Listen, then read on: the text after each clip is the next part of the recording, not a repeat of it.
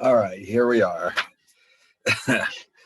Wednesday morning, that's right. So we left off in chapter 1b, and we're almost done with 1.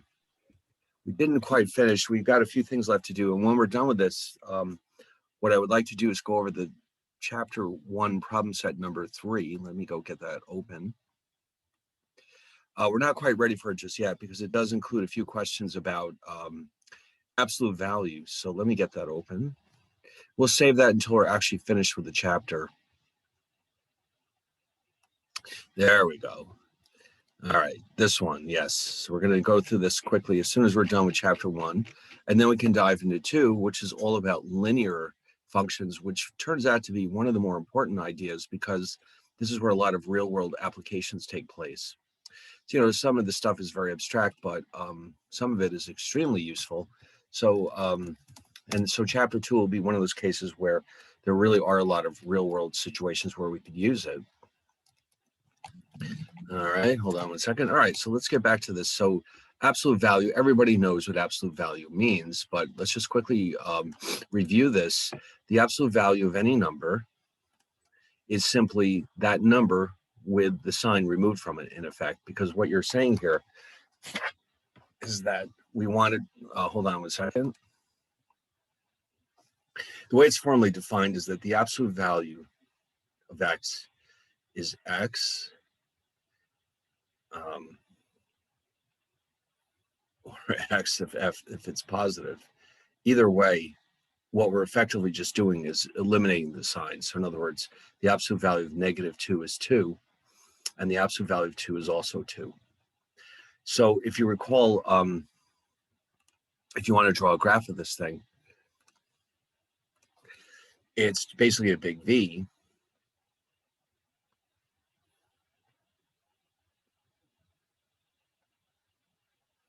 Okay. So for example, if x is positive 2, y is 2, of course. But if x is -2, y is also 2. And that's why it looks like this. Okay, so it's basically a straight line on either side. But if you notice, it's not possible in this case for y to be 0. Or actually, no, it can be 0, but it can't be negative. So while the domain is all the real numbers, the range is everything from 0 up to infinity, including 0. All right. So that's what this function is all about. But sometimes if it finds itself in an equation, sometimes it can be very awkward to deal with it. So that's what we're about to do here. We're going to see how we can solve for these types of equations that include absolute values. So for example, why don't we take a look at this one? Suppose we're confronted with this. F of x is the absolute value of 4x plus 1 minus 7. Now, what this implies is that there's two values of x at which y or f of x will be 0. So how do we find them? All right, so here's what we have. So f of x equals, let's see, actually, let's go to Symbolab and see what this actually looks like. Our old friend Symbolab will help us again. So it's y equals,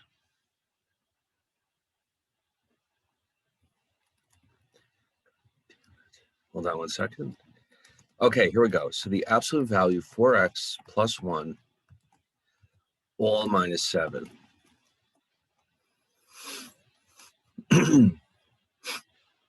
All right, so we'll take a look at the graph and you can see, yes, so this is what we're searching for. There's 2 points right here, and it tells us right there. Now we know in advance what the answers are. It turns out that when x is 3 halves, I'll just write these in here.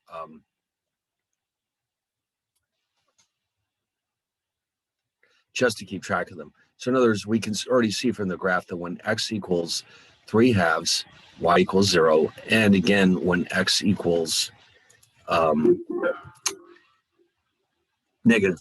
y equals 0.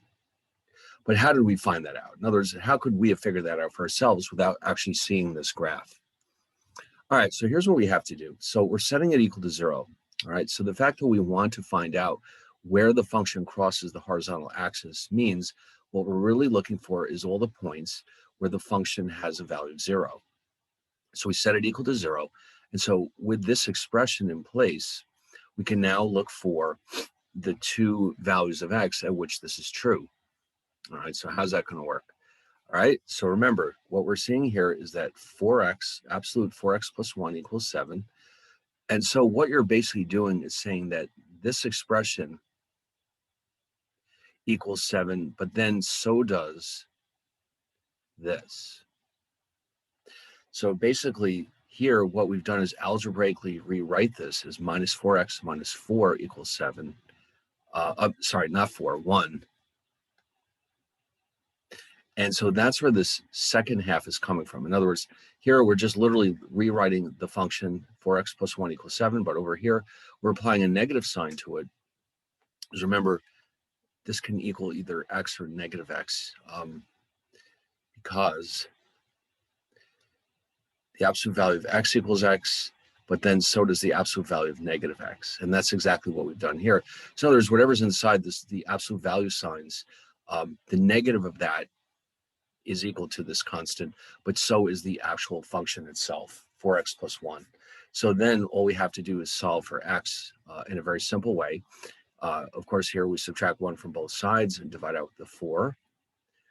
And over here, we add 1 to both sides, divide by negative 4, and we have our negative 2. So just as Symbolab told us, this is 3 halves or 1.5, and this is negative 2. So this was the key to the whole thing right here. The fact that there are two solutions. One of them is whatever's inside this absolute value signs, and the other is the negative of that. So really, it's not that difficult, but you just have to be careful more than anything else. All right. So why don't we try another one? We've got, I'm going to go to Symbolab with this one. Hold on one second. It's the absolute value of 2x minus 5 plus 3. So let's come back over here.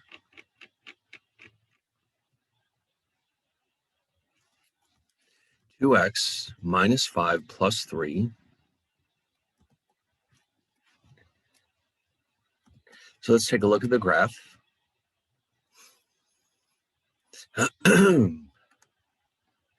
Now, now this one's interesting because the function never crosses the horizontal axis at all. So in this case, there are no solutions, or if there are, they're not real solutions, they're imaginary. So what happens now? Oh, now wait a minute, something's not right. Oh, you know what I just noticed? No, something's wrong with this one. Oh, wait a minute. I know what the problem is. I wrote the wrong thing in here, didn't I? No. So, okay, now what's happening here? If we set these equal to 0, oh, because this is negative 3. Okay. You know what happened? There's a typo in here. Oh my God, I didn't even notice this. All right, this is, no, there's a problem here. You can see. I'm glad that Symbolab was there. Yes, we're going to do that. Didn't we go over number 2? I thought we did the first 2. Let's take, all right, let me get it out. No, we did it the other day. This one, you're talking about this one? No, it's number 3 that we haven't gotten to yet. All right, so we'll save that until we're done with this chapter. All right, well, anyway, so I just noticed that in the slides, there's a typo here, unfortunately, so I'm gonna fix it right now. Because that's, the graph shows that clearly this can't be right. So that means that here we have 2, you see now that is very strange. It's still coming up with a solution. So this seems to be suggesting, well, then why does the graph look like that?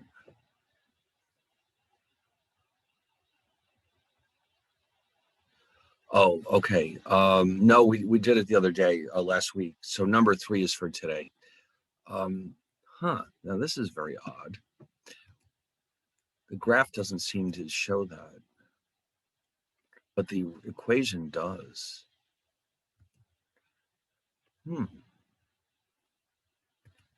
Absolute 2x. I wonder if, boy, I hope there isn't something wrong with Symbolab, but you can see clearly that if I set this equal to 0 rather,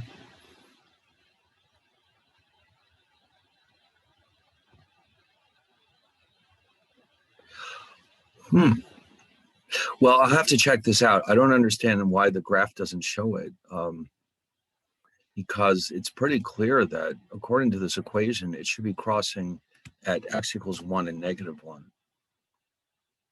All right, I'll make a note to myself to look into that. Maybe I'll draw a graph in Excel or something, but yeah, that's something's not right there. This is slide 74.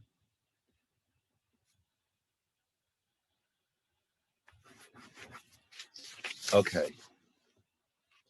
All right. Anyway, inverse functions. Now, this is something that we run into periodically, where we have a function of some kind where we start with an original function, and then we try to figure out its inverse. So what exactly does it mean to be an inverse? Well, intuitively, you already know a couple of these. If you have y equals f of, let's say, the square root of x, then the inverse of that is y squared. Okay, those are the inverses of each other, because when you take the square, let's say you take the square root of 25, you end up with 5, and then when you take 5 squared, you end up with 25 again. So the square root and the square are inverse functions of each other. So what we're going to do is see how to figure out what inverses are. And it's a bit of a challenge. It's kind of a messy process. So how you know that a function is an inverse is the following. This is how we formally define what does it mean for two functions to be inverses of each other. These two things must both be true. The composite of f with its own inverse has to give us back x. If not, then they are not inverses of each other. So we can prove the one I just mentioned here, this example right now. F of x is x squared. G of x is x to the 1/2 power. In other words, if this is true, then we can prove that these are in fact inverses of each other. And here's why. So if you start out with f of g of x, you can see that because f of x is x squared, you just simply replace g of x. This x becomes g of x. And since g of x is defined as the square root of x, we're basically replacing that into our function. And so we end up with x to the 1/2 power squared, which is x, of course. But then we have to go the opposite direction. G of f of x, g of x is square root of x. Therefore, we're taking the square root of x squared, and that also gives us x. So this proves that these are inverses of each other. Now, again, I think it's pretty intuitively clear that this is the case, because think of it as one off undoing the other. I guess you could think of it. Like I said, if you take the square root of a number and then you square it, you'll end up with the original number. Okay, so again, if I start with 25, if I now take the square root, I get 5. And then if I square that again, I come back to 25, which is x. And so here again, remember what a composite function means. If I take f of x, the composite actually means to replace each x with g of x. And then you can just solve it. The composite g of f means take g of x and replace the x with f of x. All right, we did all this in the last couple of weeks. All right, now finding This is fine as far as it goes. All we did here was prove that these are actually inverses. The challenge is if you're given a function to find its inverse. And it's a little bit, I don't know, it can get very complicated, very complicated. So we're going to set out a couple of techniques that we can use to do this. And then, of course, in each case, we can ultimately prove that we've done it correctly by doing what we're seeing here. So, for example, is it true that f of x equals 4x and g of x is a quarter of x? Are they inverse functions? All right, well, let's find out. So therefore, since f of x is 4x, f of g of x is 4g of x, okay? And that's what you're seeing down here. So you notice how the x has been replaced by g of x, which is 0.25x, and that actually, you can see that it works out to be x. G of f of x, therefore, would be 0.25 times f of x, which you're seeing down here. A quarter of 4x is, of course, x. All right, so again, you were not asked to solve for this. You were not asked to figure out the inverse. All you had to do is show that these are, in fact, inverses, and that's the easy part. The hard part is finding the inverse. Now, some cases are very straightforward. Some of them are a real nightmare. So we'll try to avoid the nightmare cases. How about that? But you still need to have some comfort level with finding inverses. And so we're going to see this just in the most general possible terms. Here's what we're doing. We're taking y equals, and by the way, there's more than one way of doing this. I want to show you two different ways of doing this. You can choose the one that you like the best. All right. So if we start out with y equals f of x, like this one, what we're going to do first is simply write it as y is 1 over x plus 2. And then what we're going to do is solve for x. Now you can see why sometimes that's going to be a real headache. What I'd like to do is, instead of having y equals f of x, what I'm hoping to find is x equals f inverse of y.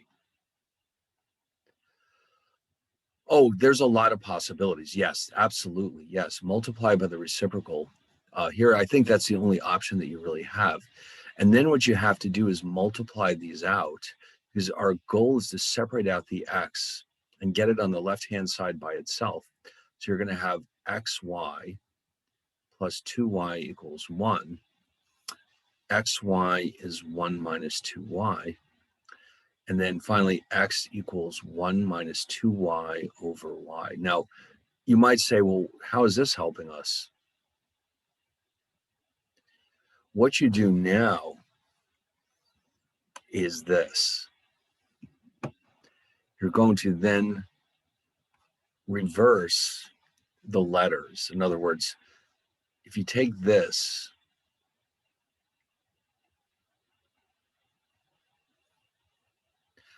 okay, so we're going to prove it now. This is the original function. You can write this as either y or f of x. Then this one you can write as f inverse of x. So based on our technique, we're trying to demonstrate that these are inverses of each other. And we're going to use our technique to prove it. Okay.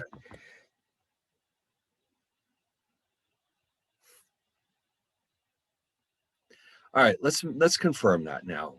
Let's see if we can do that. Yes, so we're going to take our special proof technique, and remember what that means.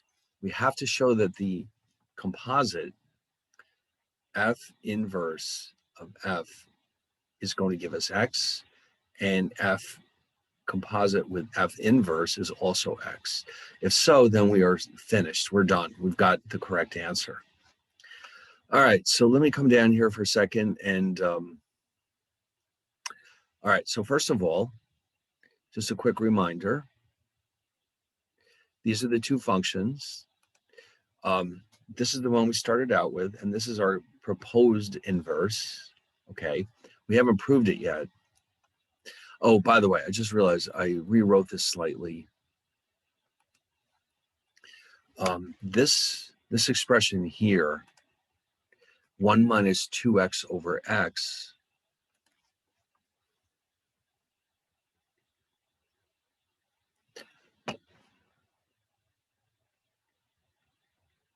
is the same thing as 1 over x minus 2x over x, which equals 1 over x minus 2. So that's why it looks like this. It's the same thing.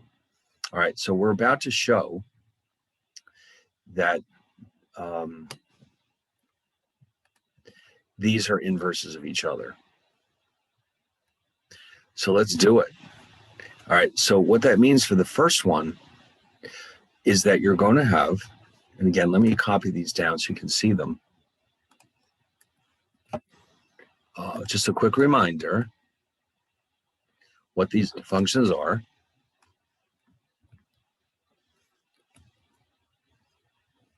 All right, so here's how we write f inverse of f. So in other words, we're taking this and we're replacing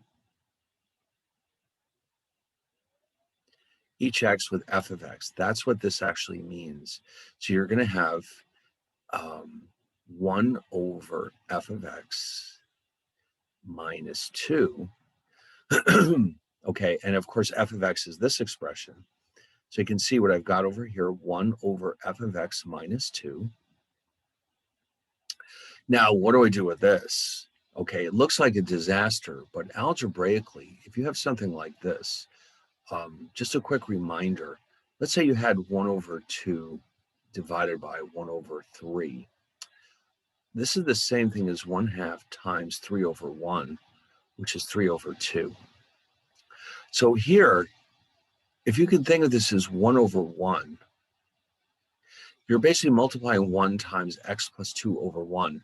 So in other words, this whole thing simplifies to x plus 2. Then when you subtract that 2, you do in fact wind up with x. So this part is done. This condition holds. But it's not enough to prove that these are inverses. We have to show the opposite case, and that would be we need to show that this is also true.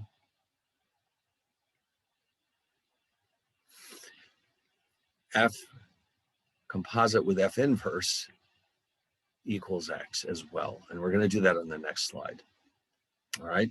But before we do that, I'm going to copy these on there so you can see them again, just so we can see what's going on. All right. So this time we're looking at this setup. That means you're taking your original function and replacing each x with f inverse of x. In other words, this becomes 1 over f inverse of x plus 2. Now, this is pretty scary algebraically. Equals 1 over x minus 2. Well, maybe not. Look at how easy this turns out to be. Because look what you've got here. These just, sorry, this is plus 2. Yes. No. What did I do? So, oh, I know what I did wrong. No, sorry. The sign is, this is wrong. Okay, right here. So yes, this is f inverse of x, but then this is plus 2. And guess what? These drop out. So you're just left with 1 over x. And so 1 over x just equals x. And you're done. Ooh, what a nightmare that was, wasn't it? Yes, it was.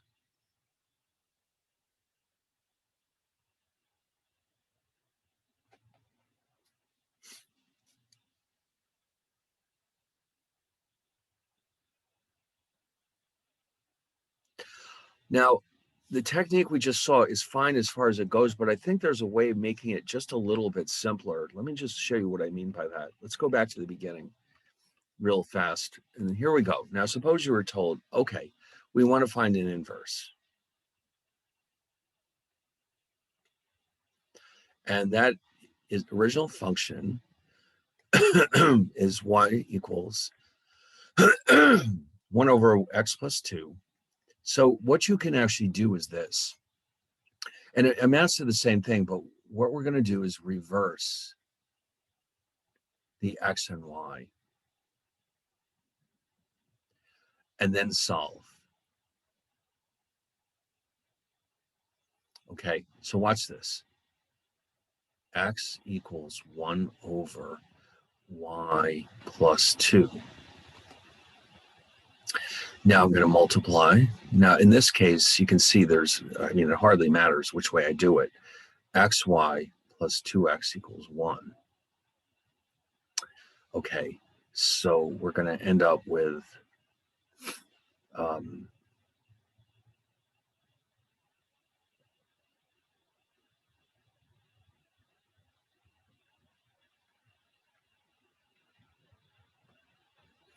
so this is what we found before.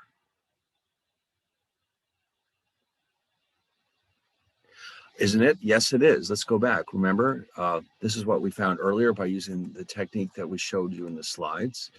But what's happening is that I personally, this is my opinion, think that it's easier to do it this way. I don't know. It just seems more straightforward. You literally just reverse the two letters and then solve for y. It amounts to the same thing. I found that it seems to be quicker and easier this way. It's less of a headache, let's say. You don't get involved in such algebraic, messy operations and all. But ultimately, this is what you're doing anyway. You're reversing the roles of the x and the y. I think Symbolab can do this for us anyway. Let's check that out. Y equals, let's find out what they have. Y equals 1 over x plus 2 .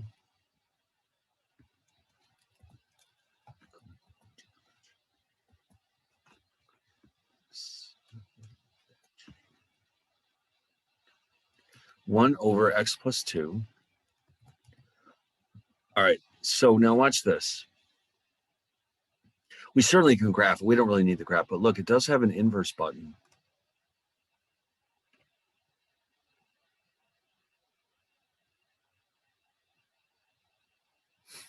Oh, okay. Well, that's kind of weird because it's not showing me the inverse. What is it? What is all this stuff?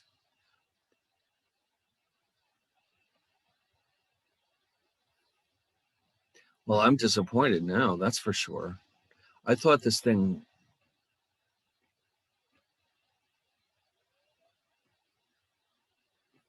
Wow. I'm kind of disillusioned now. I thought it was better than that. I don't see any other options that I have, though. I don't know what all this crap is. Maybe I'm not being clear about what I mean. I can't think of any other way to explain it.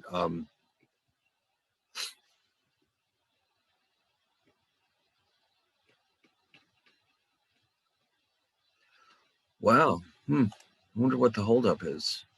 Let me just check something out. This might be because you might want to use this.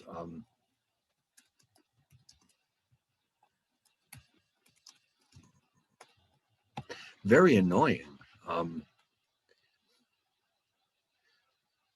Oh, is that the holdup? It wants inverse f of x. Is that a possibility? Oh, who knows? This thing is free. You have to take it with a grain of salt. Let's try that again.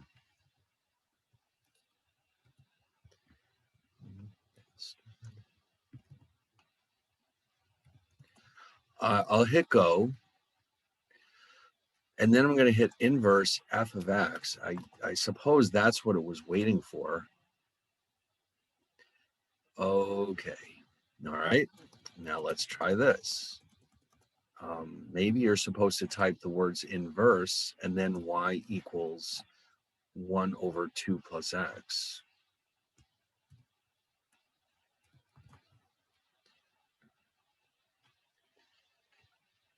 Oh, okay, no, there it is. 1 over x minus 2. And remember, what we have here is the same thing as 1 over x minus 2x over x, which is 1 over x minus 2. All right, so that was the problem. Apparently, what happened? Did we lose it? Do I have this thing open twice?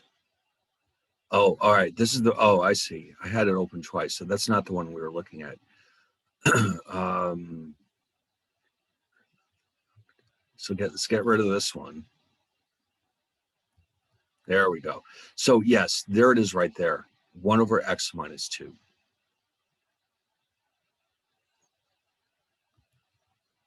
And you can see it's also going to help us out too, because it then will tell us what, well, I don't know what it's doing here. I thought it was going to help us with the domain and range, but I don't know. Oh, I see what it's saying.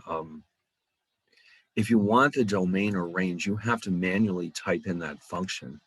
So here, if I wanted to know the domain and range here, it would be 1 over x minus 2. Yeah, I'm still learning how to use this thing. I didn't even know it existed until a few weeks ago.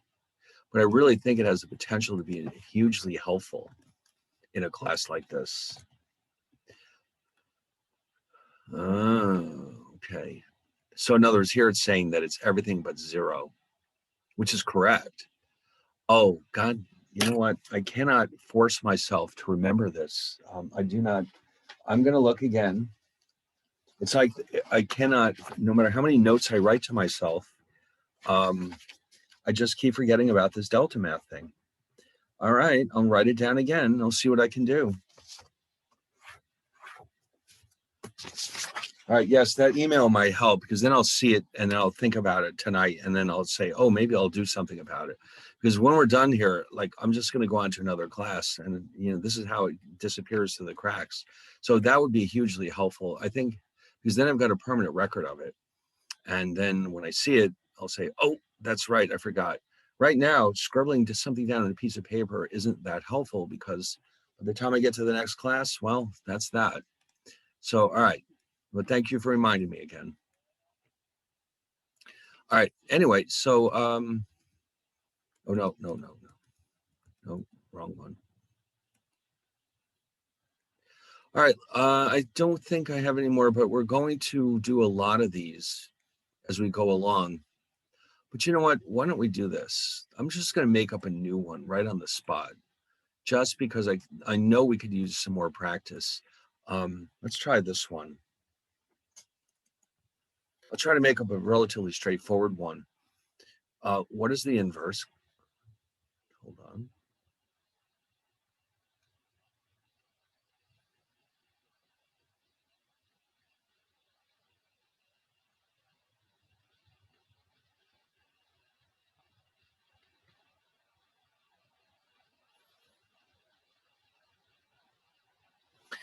I'm going to try to pick one that's not too messy. Let me avoid any squares right now. Let's try how about something as simple as 2x minus 4. All right, let's try that one. It shouldn't be too difficult. And then maybe we'll try a slightly more complicated one.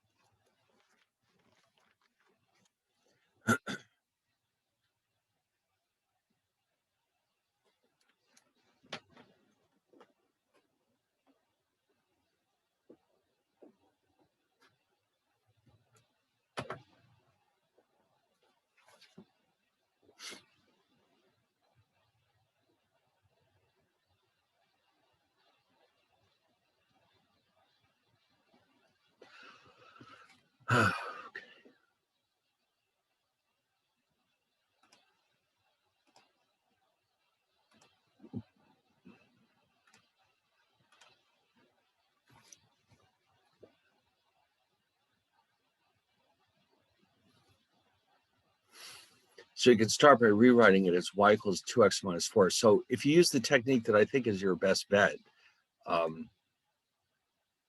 in my opinion,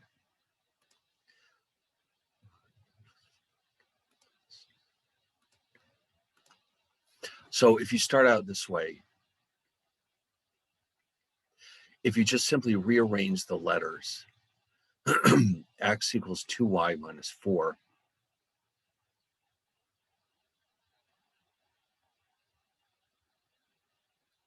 and then solve for y.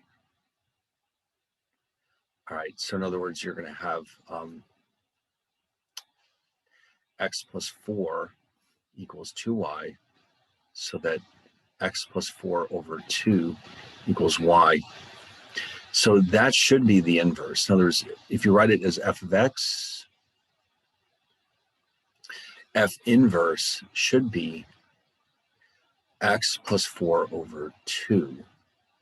So we're going to prove it in two different ways. We're going to use the proper technique, but we're also going to go to Symbolab and see what it has to say about this.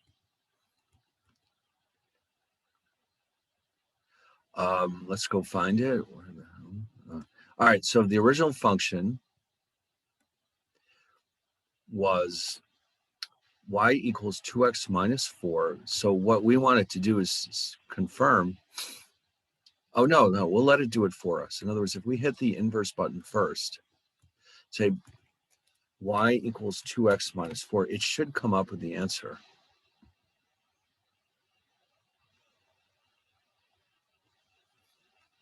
Oh, there it is. 1 over, that can't be right. No, that's the last one. What is it doing? It's ignoring me. That's what it's doing. Come on.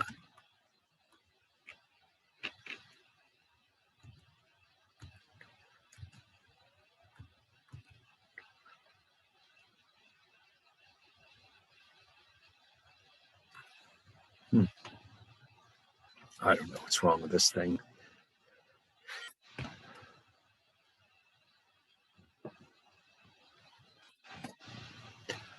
Oh, for God's sake. I'm just going to turn it off and start again.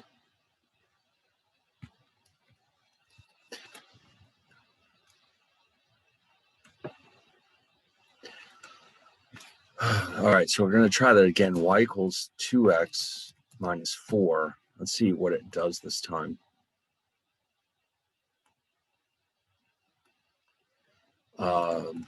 It's doing nothing.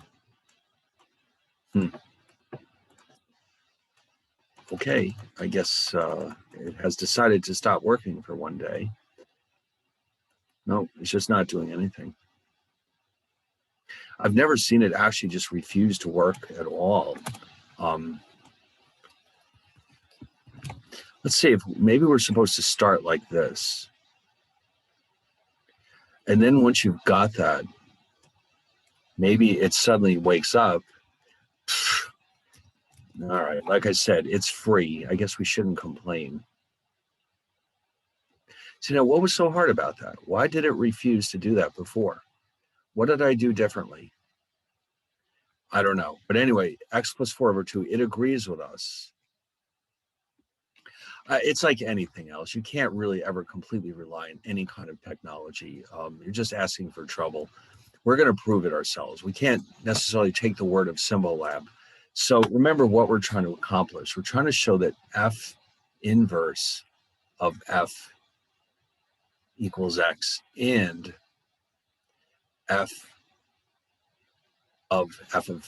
inverse is also x.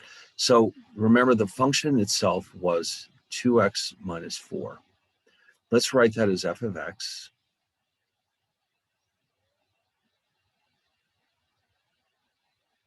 And then the inverse that we think is correct is x plus 4 over 2. All right, so f inverse of f means you take f inverse of x and replace all the x's with f of x.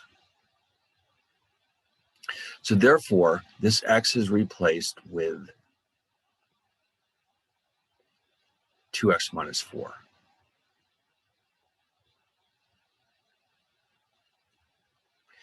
All right, so in other words, here's the inverse function. Every x is being replaced with the original function, 2x minus 4. So we've got 2x over 2 equals x. Perfect. Now down here, f of f inverse of x means f of f inverse of x. So f of x is 2x minus 4.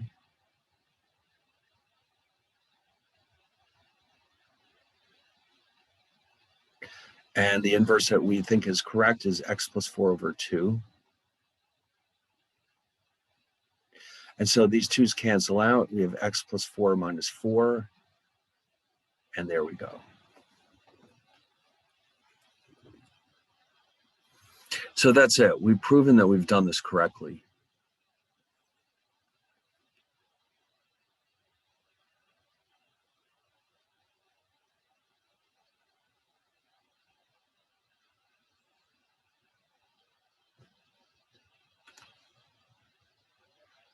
Yes, it has. That's exactly right. Both of them have to give us an x. And that has to be true for all inverses. If only one of them is true, that's not good enough. Yes, exactly. That's what we're hoping for. It has to be x, nothing else. All right. So while we're at it, let's do another one, just because I'm sure we could use the practice. Maybe I can feel free to complicate it just a tiny bit. How about, oh, I don't want to go too far, but I don't know. How about x squared plus 1? All right, that shouldn't be too messy. So find the inverse.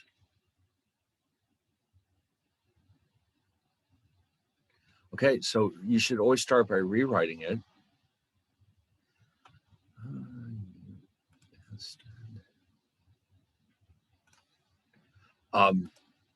But as f of x equals whatever function it is.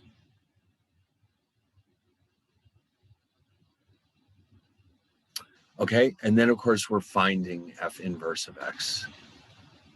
All right, why don't you take a couple of minutes and do that?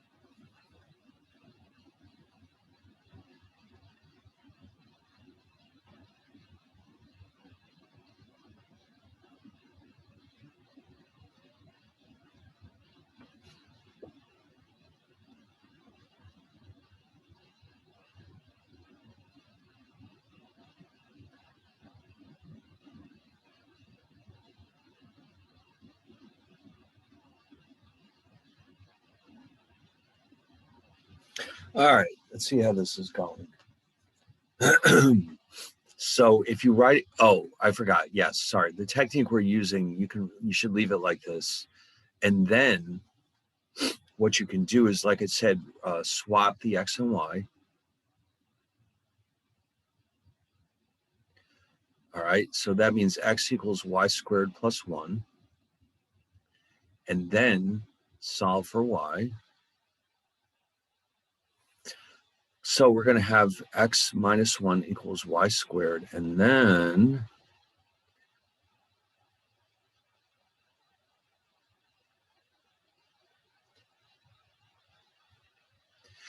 that's right, square root both sides, exactly. Now, here's where it gets a little complicated. Since we're taking the square root, that's right, there in principle are two solutions to this problem. Both plus and minus square root of x minus 1 actually are correct, because when you square them, you'll get back to the original place. So we're going to have to check them both out to prove that they're both correct inverses. So why don't we do that now? So we'll write these down here. The original function, y equals x squared plus 1. And so we're saying here, so this is f of x. And we're saying that the inverse is actually plus and minus x minus 1. So again, what we have to do is show these are both true. So in this case, we go to this function. We'll start with a positive root. And we'll plug in this expression for f of x. Okay. So then we'll have, all right, well, that worked out well. And then we'll do the reverse. So the inverse will replace the x with f of x. Oh, wait, I'm sorry, I wrote the wrong thing. This should have been x squared plus 1.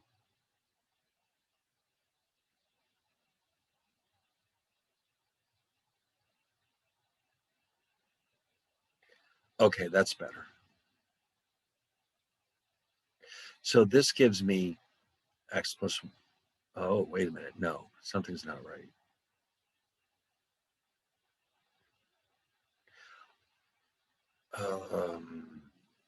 What did I do wrong? F inverse of, like, this one is fine. This means that I take x radical x minus 1, replace this with x squared plus 1. That one worked out well.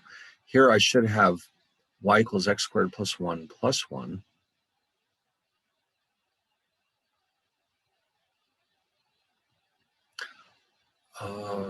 No, that's not right, because you see what I forgot to do here. Hold on. It's minus 1. That's why. That's better. I knew something was wrong. Okay, because in other words, this is f inverse of x. It is being squared and then added to 1. So therefore, I have x minus 1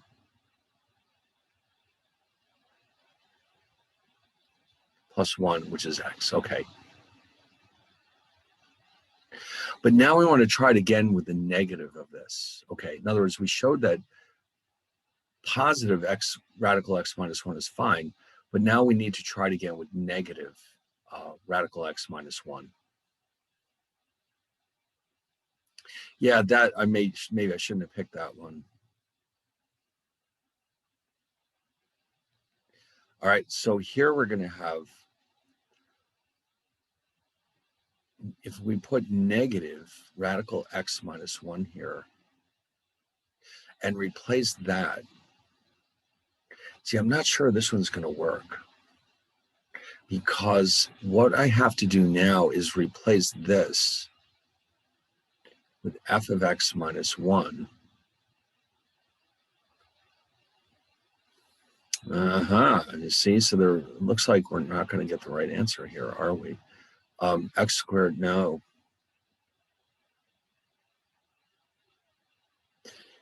Nope. So it means that it's just the positive root that's going to work here. And that's how we know right there. Well, that's very interesting. So in other words, even though technically when we take a square root, there's two solutions. In this case, only the positive root is actually the inverse because the other one clearly doesn't work. So therefore, our conclusion is that this is our inverse up here.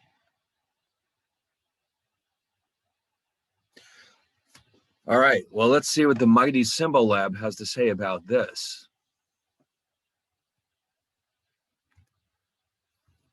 We'll start by writing, apparently that it has to be done this way. X squared plus 1. We'll ask it for the inverse.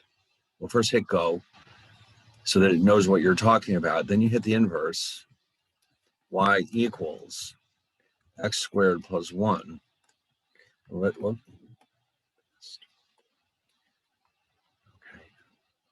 Plus 1. And let's see how it reacts to that. No, see, now this is strange because it's saying that both of them are correct. All right, well, let's see. Maybe I've made an algebraic error here. Let's go to a new page. This is getting too messy. All right, let's try that once more. We've got y, or f of x, is x squared plus 1. So we've already proven that this one works. So we're going to try for the second one. And so what we have to show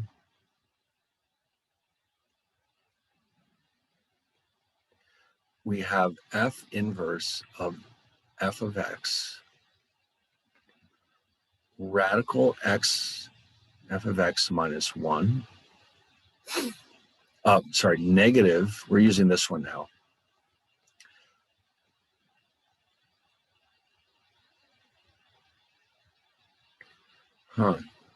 I don't know. I don't agree with this.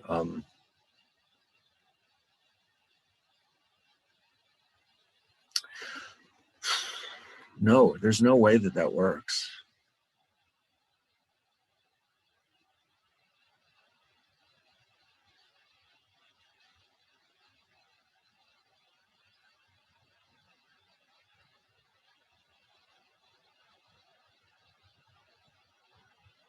But you know, the funny thing is, if you plug this back in, you will get, no, wait a minute. So why is this not working? F inverse of f of x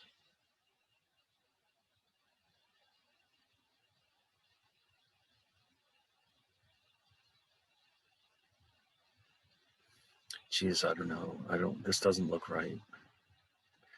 I mean, the other way goes fine. F of f inverse of x is f of f inverse of x. This one will work out just fine because you can see you're taking the original function x squared plus 1, you're replacing it with f inverse of 1 squared. And so therefore, even if this is negative, if you square that, you're going to end up with x minus 1 plus 1, which is x. But this one doesn't seem to be working. Boy, I don't know. I have to double check this, but Symbolab seems to think that they both work.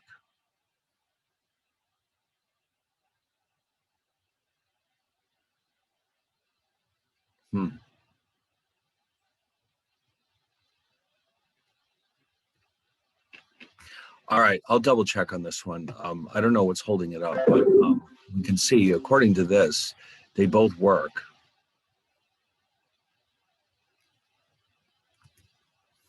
I don't know. I'll try it again and we'll see. But right now, what we want to do is focus on the domain and the range.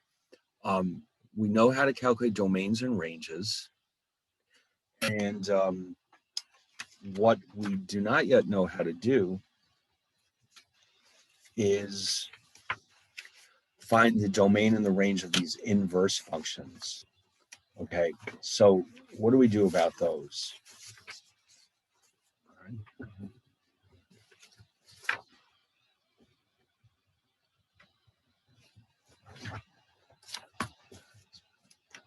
So the domain, now the way this works is in the following way. The range of a function equals the domain of its inverse, and the domain of a function equals the range of its inverse, which seems kind of wild, but that's how it works.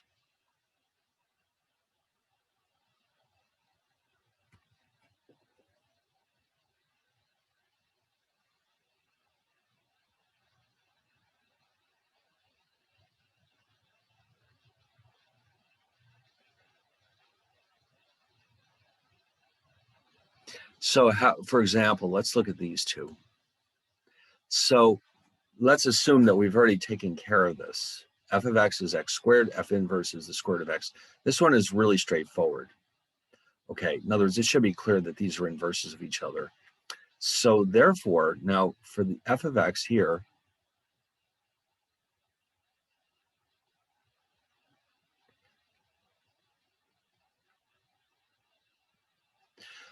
it should be clear that the domain is all real numbers, and the range is all non-negative real numbers. In other words, y can be 0, but it can never be negative in this case. Whereas with this square root function,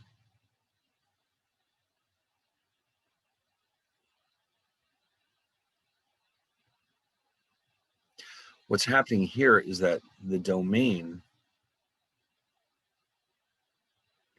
is only non-negative. You can't put a negative x into this, of course. And then the range is the same.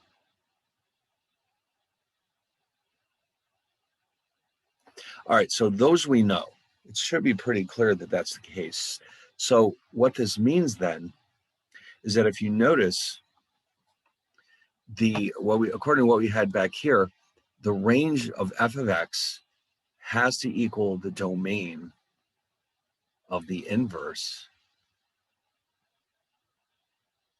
and the domain of f of x equals the domain of whoops, no, wait a minute. No, let's see. The range of f of x is the domain. That can't be right.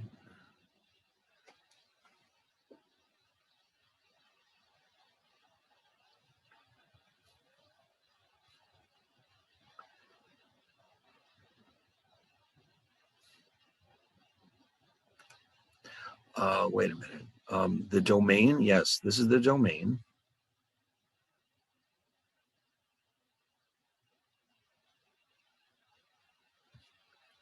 And this is the range. Actually, you know what we can do? Let's go to Symbolab for a second.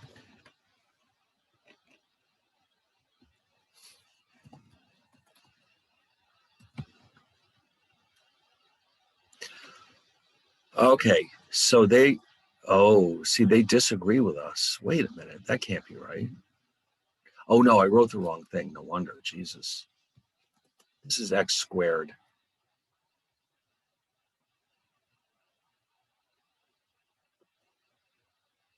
Yes, use Symbolab, right. Yes, exactly, I agree. So they are saying what we are saying.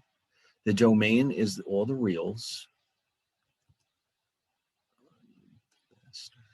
and the range is from 0 to infinity, including the 0. Now we're going to take the square root. Oh, you know what I think it is? I know what the holdup is. This is supposed to be plus and minus.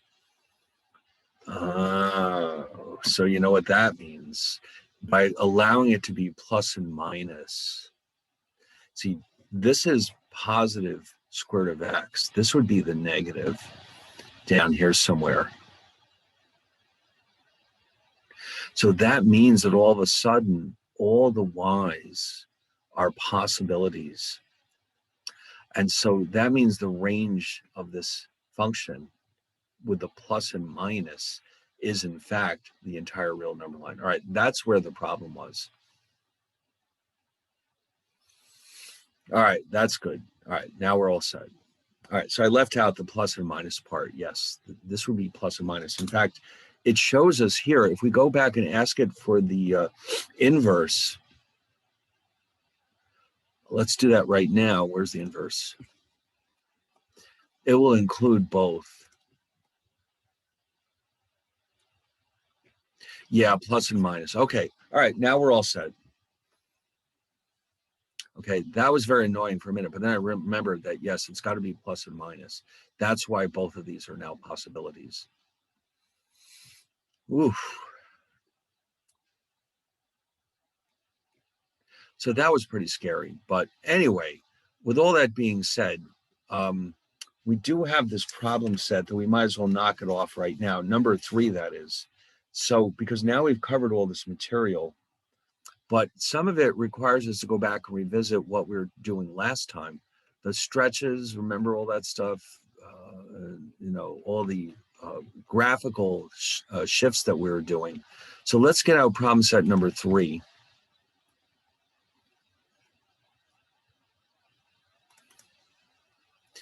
And let's take a look at these. Now, up here we have all of the transformations.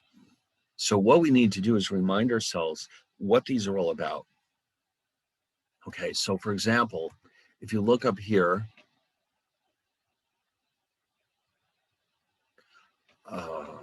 let's see, what are we looking for? We're looking for shifts. So here we go. Now, if you notice this function, it's f of x minus 49.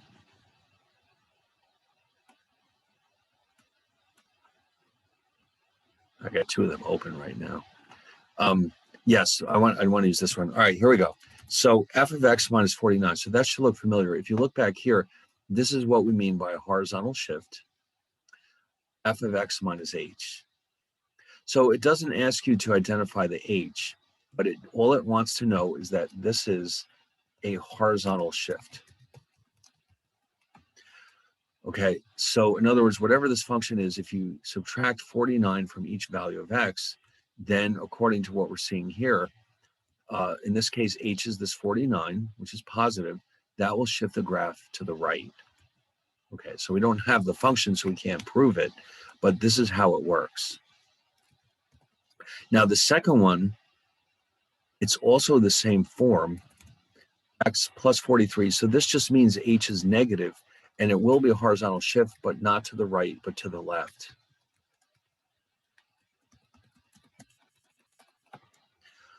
Okay, now these guys, though, are a little bit different because the constant is being added to the, not within the function, but simply added to the function itself.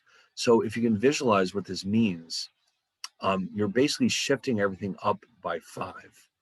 So if you recall the definition of a vertical shift,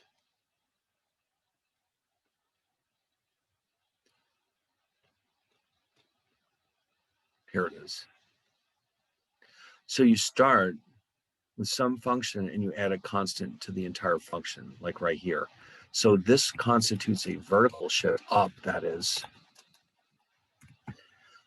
And then this number 4 constitutes another vertical shift, but it's down. It doesn't ask for that, but that's what it is. If you want to specify that, you can, I suppose. Maybe we should, to be more specific. And then here we have a vertical shift up. And here we have a vertical shift down. This one is just a combination of the two. A horizontal shift to the right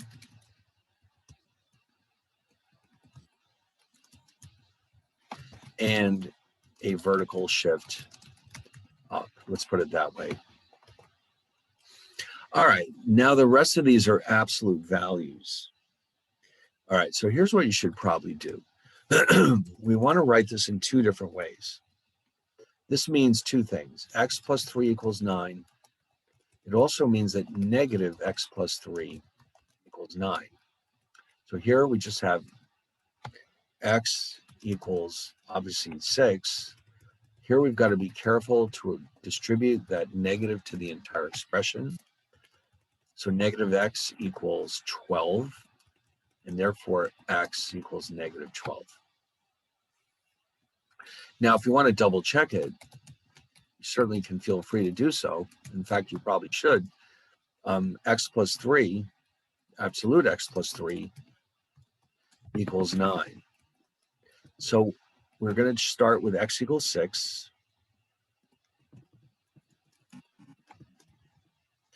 And what I'm going to do is show that if I plug in 6, I'm going to get the right answer.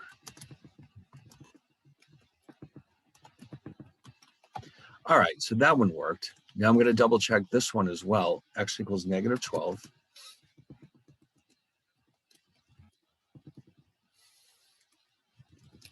So if I take the absolute value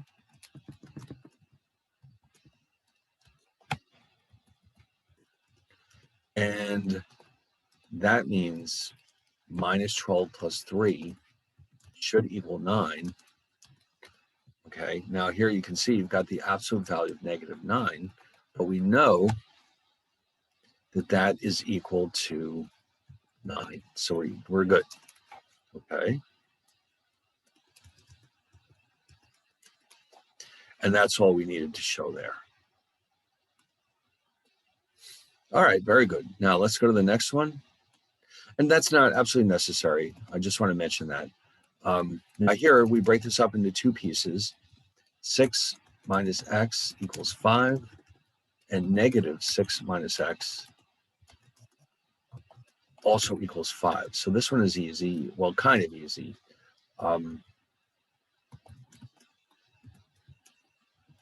Okay, so I subtracted the 5 from both sides, added the x, and I've got 1. Over here, I have to distribute this negative sign. And x equals 11. All right, so for the double check, we have x candidates, let's call them, x equals 1 and x equals 11. That might be right. So absolute,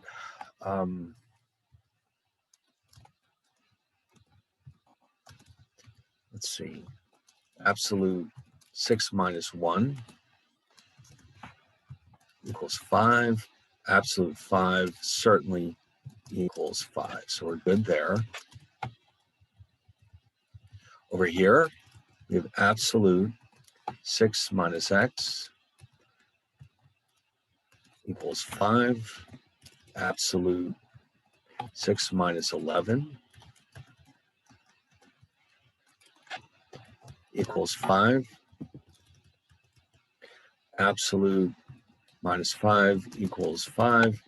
And therefore, 5 equals 5.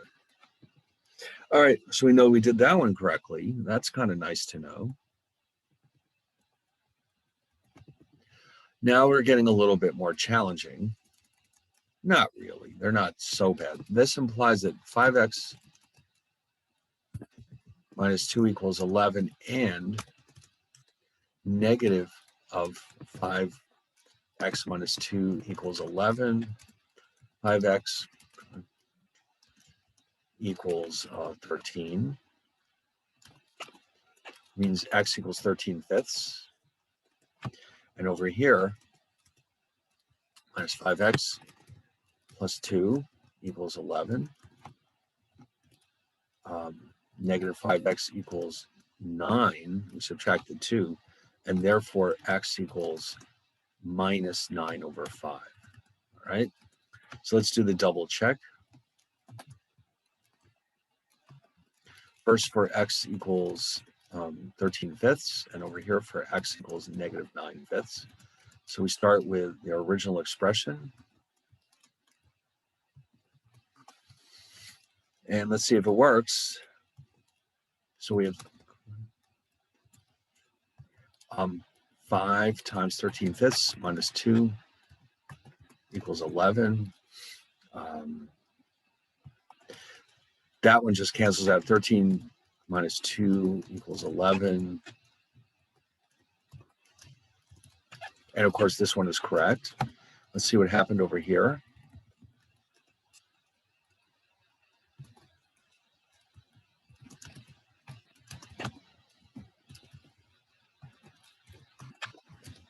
Okay, we replace the x with negative 9/5.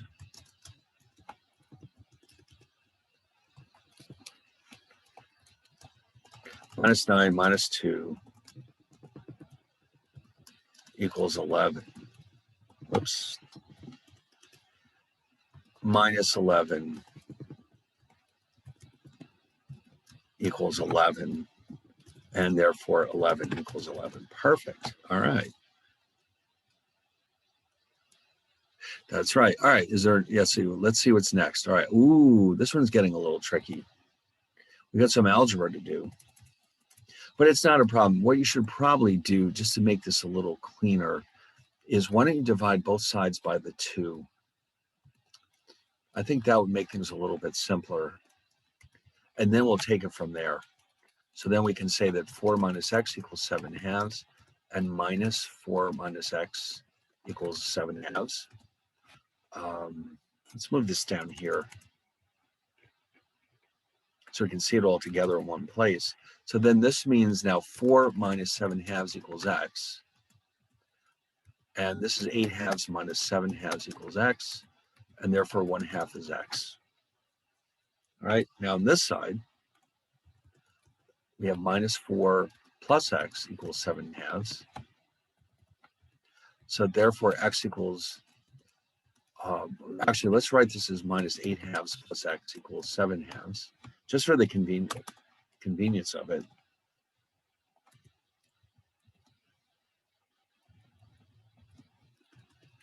And then we'll have x equals 15/2. Oh, and that's it. All right, and let's just double check.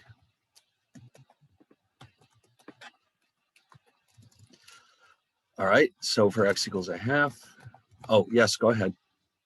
I apologize to interrupt, but I was wondering why it is that you decided to divide 2 on both sides. I just thought it would be more convenient. Okay. So, eventually you have to do it anyway. I thought we'd get it out of the way up front so that it's more clear, for example, that 4 minus x equals this and minus 4 minus x equals this. That wasn't absolutely necessary, but I thought it might be a little more convenient, a little quicker. If you did it, you certainly would get the same answer. So is the 2 being multiplied by the 4 absolute value minus x? Yes, it is. Yes. Thank you. Okay. All right. So then, yeah, I mean, there's always multiple ways of doing anything in math. I don't know. If you see an opportunity to simplify things, though, you should always grab it because you know how messy these expressions can get. And the simpler you can make your life, the better. That's my opinion. So this means that, this is, wait a minute, sorry. Yes, this is what we started with. And so therefore, we're going to show that absolute 4 minus 1/2 equals 7/2. Okay, oh, hold on one second. All right, so why don't we rearrange or re-express 4 as 8/2.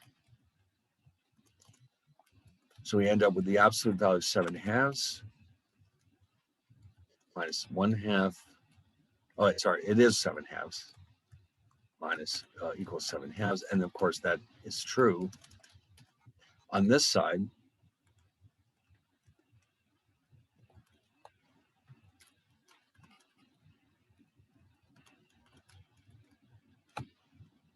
oh, sorry, 7/2. And then we replace that x with 15/2.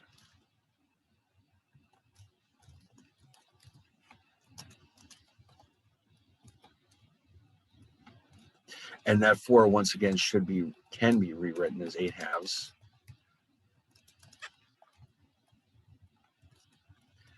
And then we have minus 7/2 absolute terms, 7/2, and then finally, yes, we're done. All right, so we're all set. Well, that's good to know. Very comforting to know that it's working properly. Now, this one, I'm going to do the same thing. I'm going to start by dividing out that 3. I just, it's not necessary, but I think it's a good idea. And so this implies that 5 minus x equals 5/3, and that negative 5 minus x is 5/3. So let's rewrite this 5 as 15/3, just so that we can combine them properly. We're going to end up with 10/3 equals 3x, very easy. Now, how about here? Minus 5 plus x equals 5/3. And again, let's make that negative 15/3 equals plus x equals 5/3. If I add 15/3 to both sides, I'll end up with x equals 20/3. All right, now for the double check. Let's see.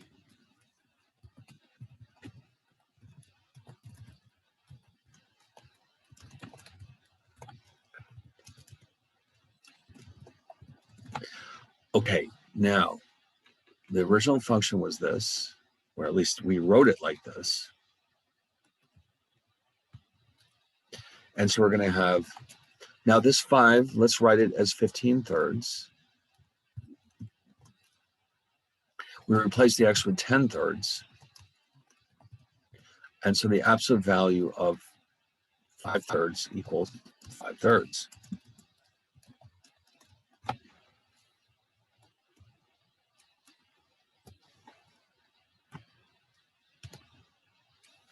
On this side,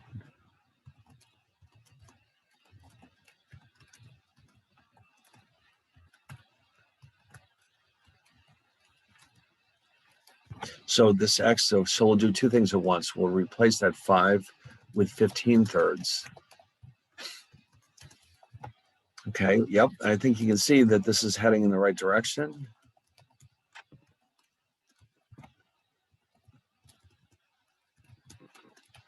And that's it. So we proved that both of these are correct. Very nice. All right, good. And now we get to do some inverses. Now, in all of these cases, we're going to do it the proper way, but we're also going to let Symbolab help us out by confirming our results. So for example, here, what exactly are we supposed to do? Well, the technique we've been using says to do this. If we can try this way, y equals x plus 3, which means that x, we're going to reverse these two. And so what we're trying to do here is solve for y. And so therefore, x minus 3 equals y. Now, we're going to confirm that with Symbolab.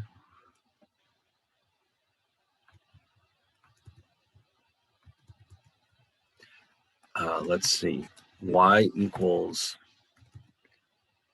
oh, no, hold on.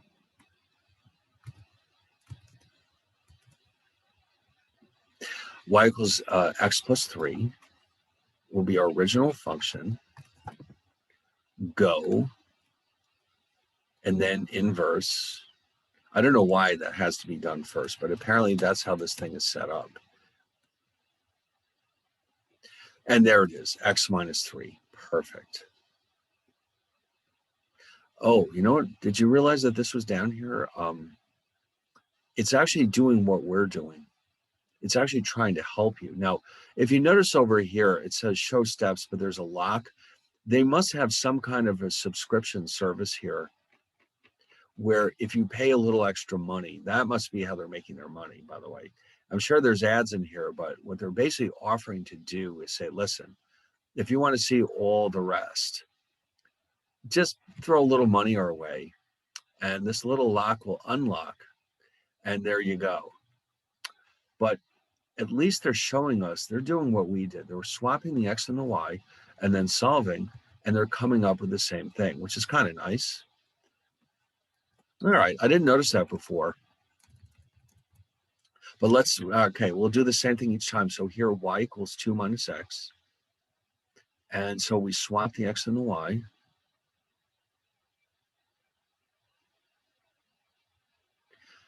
And solve for y. So here I've got x equals 2 minus y. And therefore, let's see. I'll add y to both sides. And there I'll subtract the x from both sides. Okay. So let's see what Symbolab has to say about that one. The original function was y equals 2. Oh, wait a minute. Oh, look at that. It's the same. Well, let's find out. F of y equals 2 minus x. Go. Inverse y equals 2 minus x.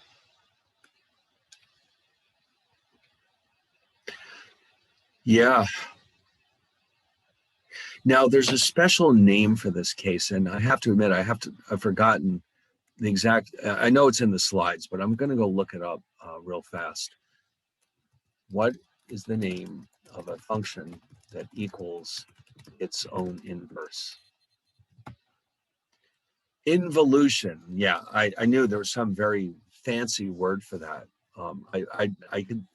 I can see why I couldn't remember it, but it is in the slides somewhere. An involution. So you've just witnessed an involution. How do you like that? It sounds very cool. An involution. Man. Yes. So therefore, we're going to throw this in here because it's so cool. Since the function equals its own inverse, it is an involution. Okay. Involution. What a cool word. You're right. It sounds cool. If you said to someone, listen, we're gonna meet at 4 o'clock this afternoon. We're starting up an involution. They might not understand what you're referring to. But all right. So let's try some of these other ones. Now, these x squares always are a bit of a headache. But let's just try it.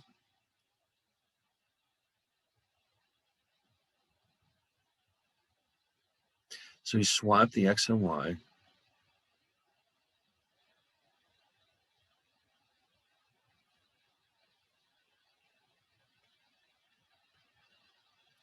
So we're going to wind up with x plus 5 equals y squared. And therefore,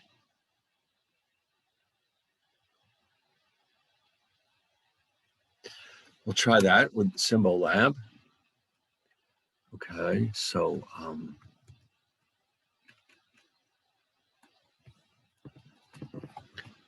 what was it? X squared minus 5.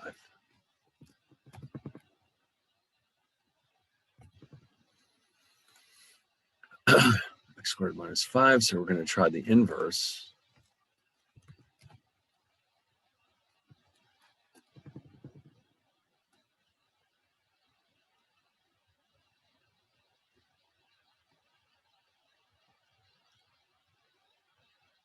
Yeah, so they agree with us. It's plus and minus radical x plus 5. All right, then how about this one?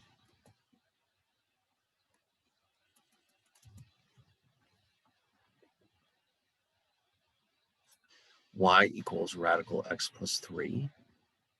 Swap x and y. X is radical y plus 3. X minus 3 is radical y. So when I square both sides, I think we can just leave it like this. I mean, you could write it out if you want to. You could expand that, but I don't think it's necessary.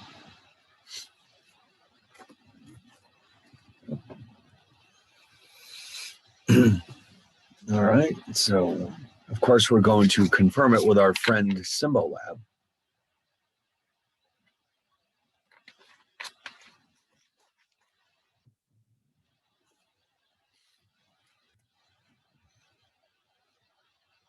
Okay, so it's radical x plus 3.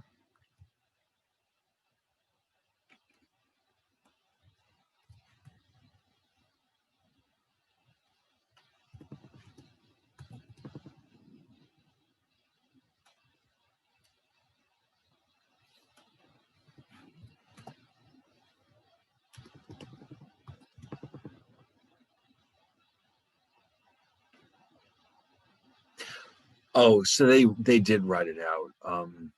Okay, so in other words, if you were to write this out, and there's a couple ways we could do this. We could use FOIL.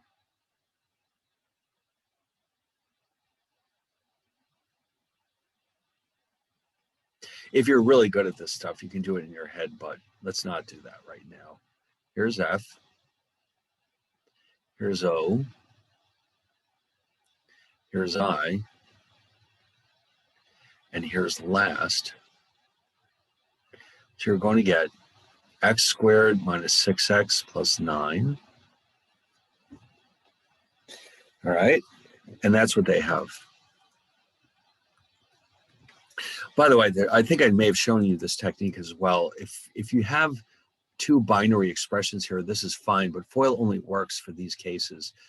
For any two arbitrary polynomials, you can try something like this. It's essentially, you lay them out like this, and then you multiply all the terms.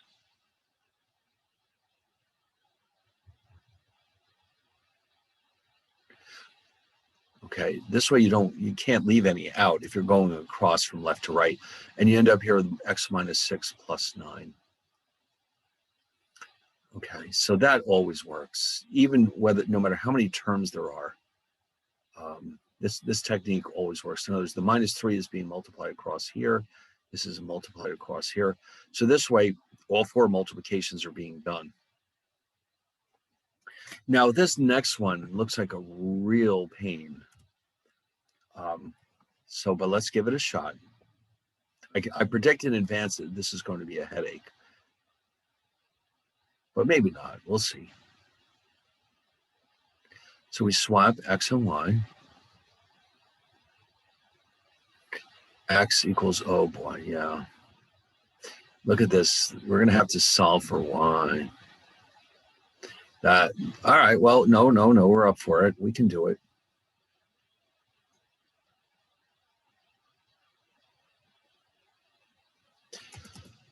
Oh, okay, let's take a shot at this.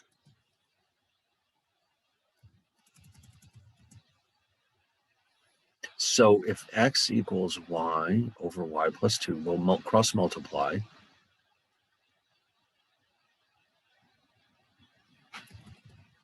All right, then we'll distribute the x across both of these terms. Oh, this won't be so bad. Xy is y minus 2x. Now,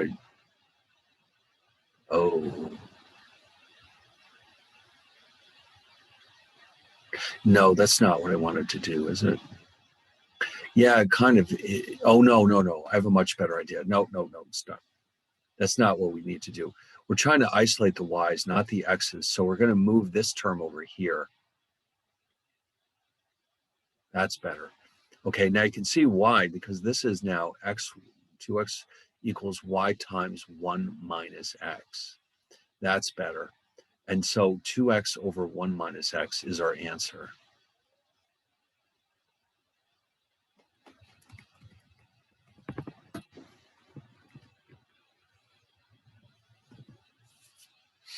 All right, so yeah, that looks good. So let's go check out with Symbolab.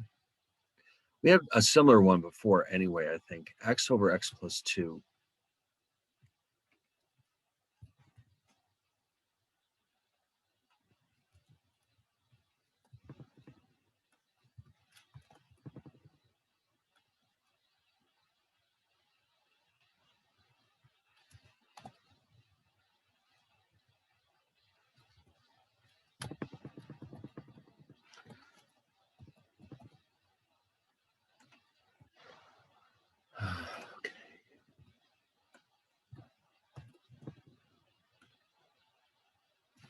All right, let's have a drum roll here.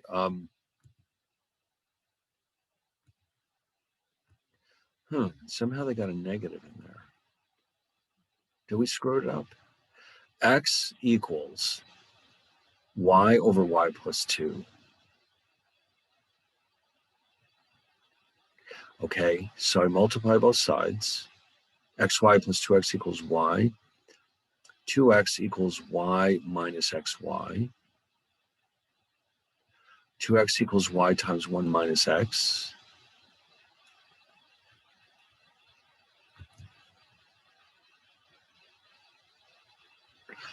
Huh. I don't know. I think they messed it up here. Oh, you know why? I didn't notice it. You know what's the difference is? Because they're writing it as minus 2x over x minus 1.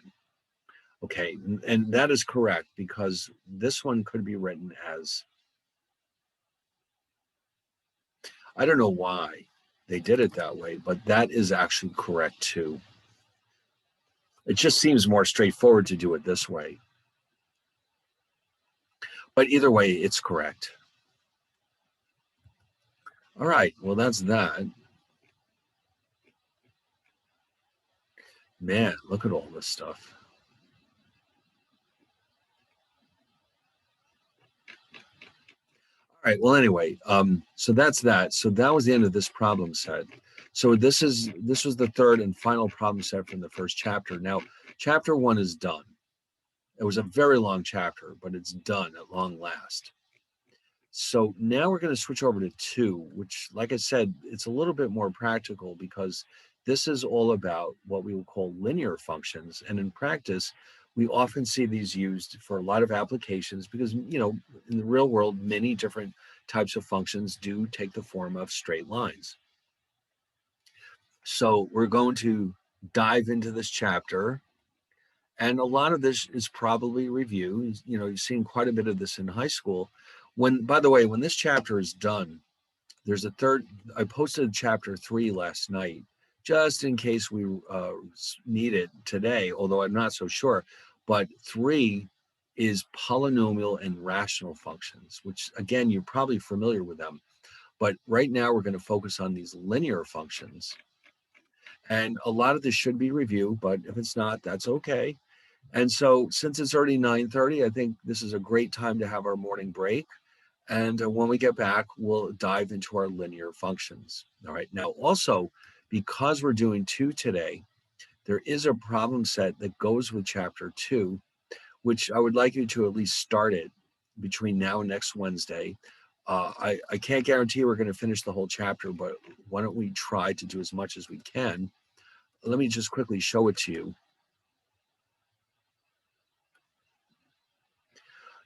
Yeah, we should be okay. These aren't terribly difficult. Yeah, so that'll be our plan. Why don't we, today we'll do as much of 2 as we can. And then next week we'll do these practice problems and then we'll finish 2 if we haven't already. And then we'll start 3. All right. So that will be what we'll be doing going forward. So when the break is over, what we'll just do is go through the rest of as much of 2 as we can. And then next week we'll pick it up from there. All right. And in the meantime, of course, I'll post the solutions to this practice problem set number 3 so that you can look at it yourself. And I'll investigate this delta math thing because it's designed to give you practice problems. All right. So that's where we're heading in the future. So, all right. So let's stop right here. And then when we get back, we'll dive right into chapter 2.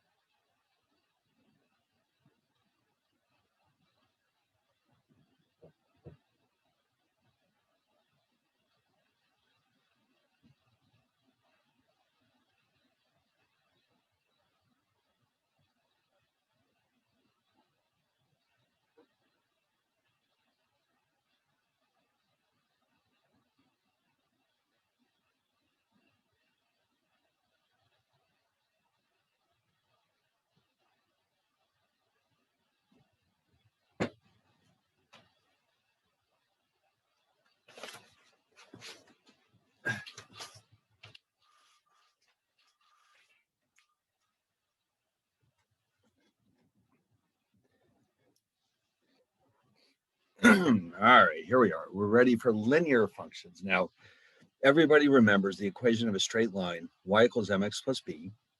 That's something that nobody ever forgets. And of course, when you look at this equation, you'll see that m, of course, is the slope and b is the vertical intercept. All right, so now, of course, it turns out there's more than one way of expressing the equation of a straight line. This particular form is referred to as slope-intercept form because it explicitly writes out the slope and the intercept. And so we're going to eventually see the other approach as well, but here let's just remind ourselves that the slope is the change in y divided by the change in x. So you can take any 2 points on this line and calculate the slope because it's the same along the entire line. Okay, in other words, the slope is a constant. So if for any 2 points that you might choose, for example, imagine you've got this situation going on. Here's your XY coordinate system. Here's your linear function. And you just randomly pick 2 points. And so this one will give us x1 and y1. And this one will give us x2 and y2. And so you use this formula, of course, then to figure out the change in y with respect to a change in x.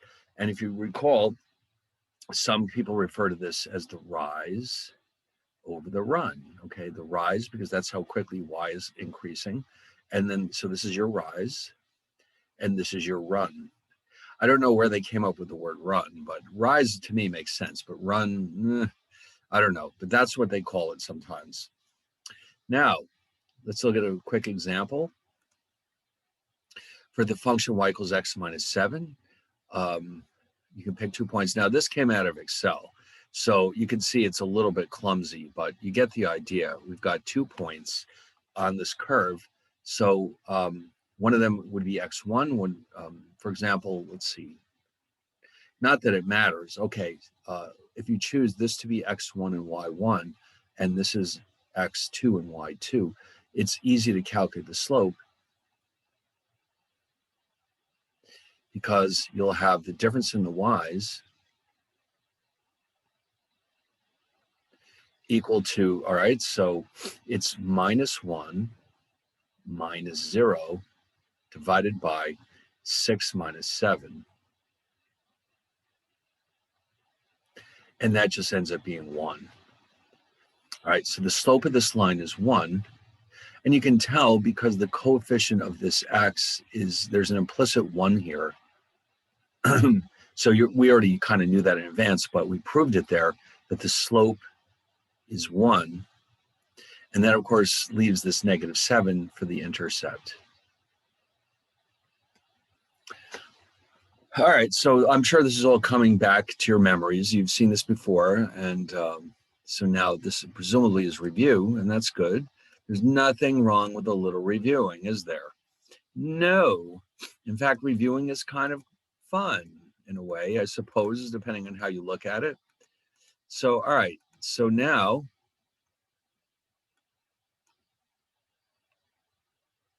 here I did it separately. You can see, and it doesn't matter which point is x1, xy, y1, which is x2, y2. You'll always get the same result anyway. So if we arbitrarily choose 7, 0 to be the first point, and x 6, -1 to be the second point, then the difference between the two is very easy to calculate. And in fact, that's exactly what we did. And so that, of course, is the coefficient of x in the function y equals x minus 7. Okay, so again, when you have a variable like this, there's an implicit coefficient of 1.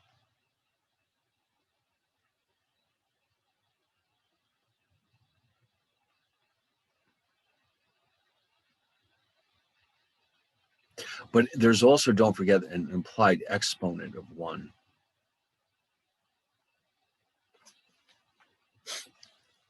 All right, so,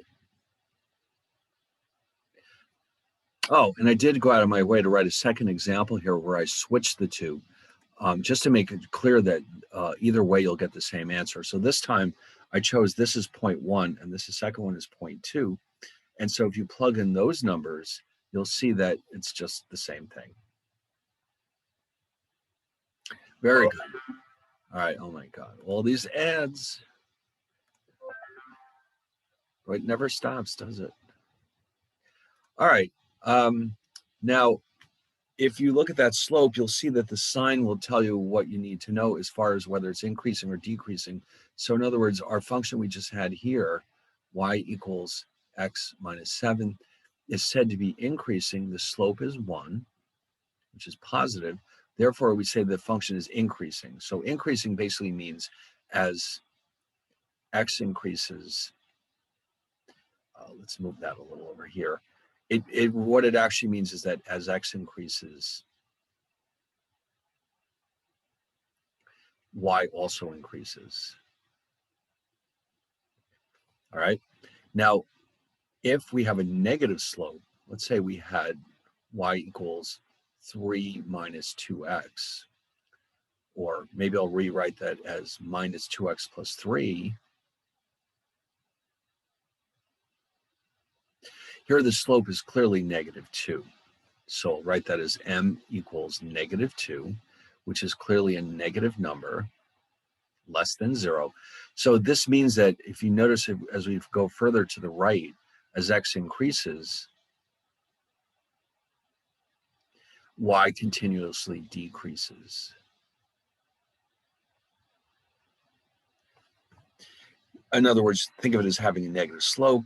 And then finally, if the slope is 0, like something like this, well, then the line is just flat. It doesn't increase and it doesn't decrease. Okay, so in other words, no matter what x is, y is always equal to 3 in this case. And you do run into that sometimes. It's still a linear function. It just happens to have a slope of 0. And you can tell because the y never changes. It's 0 over some delta x. And so that's always 0. So those are the 3 possibilities you can encounter when you're dealing with linear functions. Either it's increasing, it's decreasing, or it's remaining constant. All right, so I did a couple of examples here with Excel. And we could do them with Symbolab too if you want to. For example, how about this one? Y equals 3x minus 2. So I did this graph in Excel, but you know what? As long as we have it, why don't we go try it and see what Symbolab does with it? Y equals 3x minus 2. Wait a minute, where is it?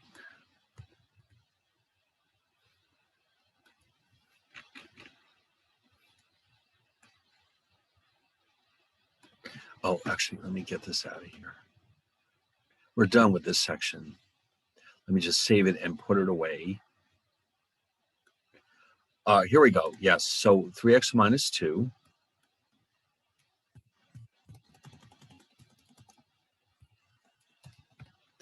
So we'll hit go, and then we'll ask for the graph, and there we are. And that's exactly what you would have expected. So the vertical intercept is -2, and you can tell because of the -2 here. This is the intercept. The slope is 3. And here it crosses the horizontal axis at 2/3, 0. But the most important thing to note is that it's increasing for every 1 unit increase in x, y is actually increasing by 3. So it's pretty steep. And here they're reminding us what the function looks like. Yeah, I don't know, see if there's any point in making it bigger or smaller. It's just a straight line. All right, very nice. And that's what we have here. Now, how about this one? The slope is -4. That's the coefficient of x, which means it's going downhill, basically. And then there is a positive intercept. So we know that the slope is -4.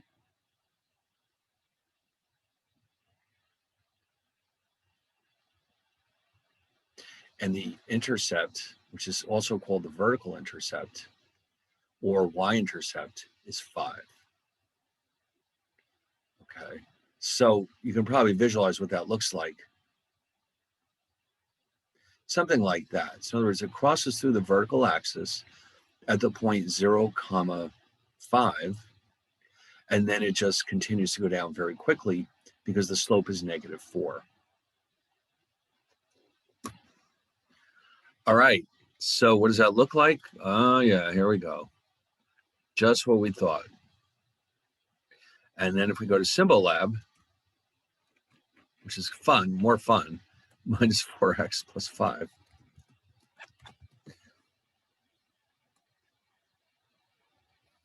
And the graph is right there, exactly. So it cuts through the vertical axis or y-axis at 0, 5. And if we wanted to, we could solve for the horizontal intercept by setting it equal to 0 and solving for x. We don't really need to do that right now. So that's fine. Now look at this one.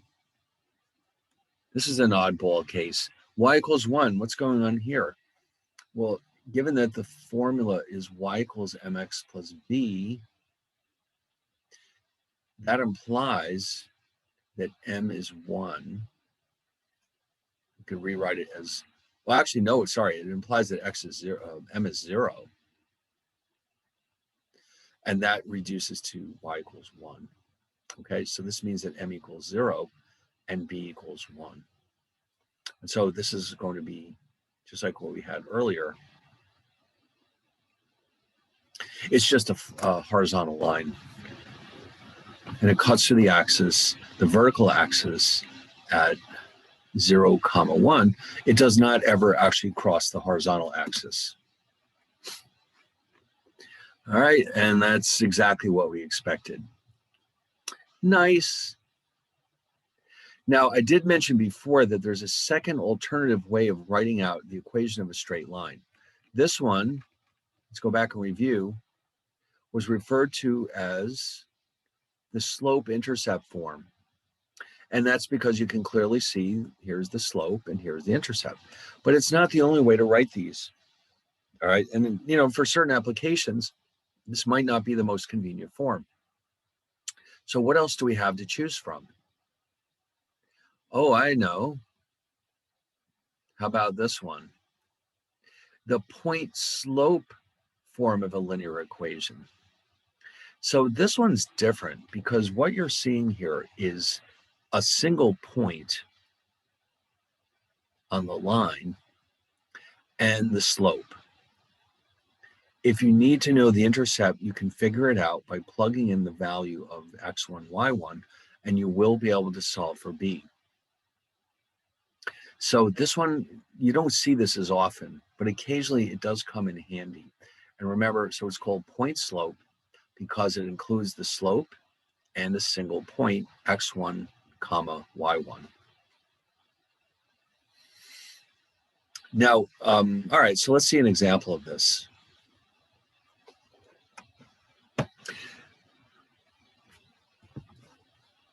Sorry, so just as a quick reminder, this one was called slope intercept.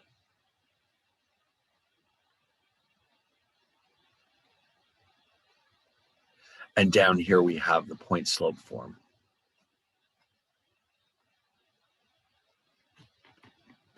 All right, now just as a reminder, I just wanted to point out to you that m actually equals y minus y1, x minus y1, and these could both be interpreted as changes. So nothing's really different here. M still represents the slope of this line. So if you need to know the slope, you can figure it out from this equation, and then you can solve for the intercept by recognizing that at the intercept, whatever it happens to be, x always has a value of 0. So in general, that intercept has a point 0, b, okay, meaning that x1 is 0 and y1 is b. That we can back out of this equation too by simply substituting in 0 for x. And whatever's left over is the intercept.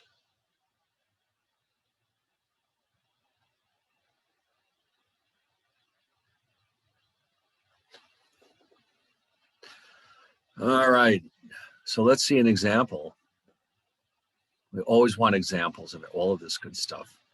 All right, here we go. So imagine you came across this function. You said, what is this supposed to be? Oh, I know what this is. This is a straight line, but it's written in this point slope form. Now, you know what I'm going to do, just for the fun of it, I want to see if Symbolab can figure this one out. I'm going to challenge it. Hold on one second. I'm not sure what it's capable of doing. Y minus 4 equals 2 times. Okay, I hope it understands that that means multiplication. Let's just see how it reacts to that.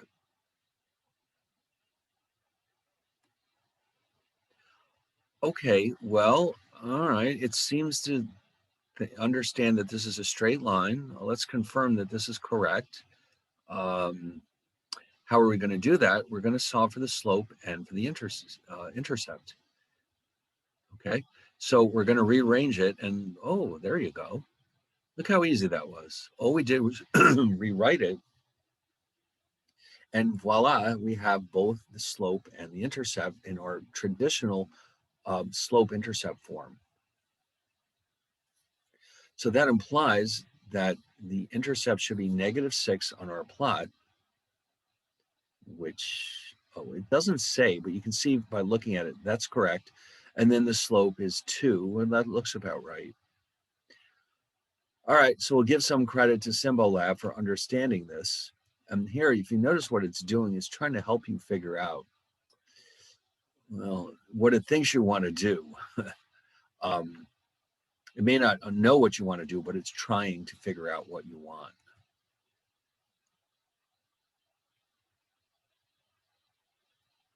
Now, here we go. Here's a challenge. You're being told the following. Write the point slope form of a linear equation whose slope is 3 and that passes to the point 6, -1. So instead of being given the slope and the intercept, you're being given the slope and a single point. And with that information, you should be able to rewrite this. Now remember how this works. Y minus y1 equals m times x minus x1.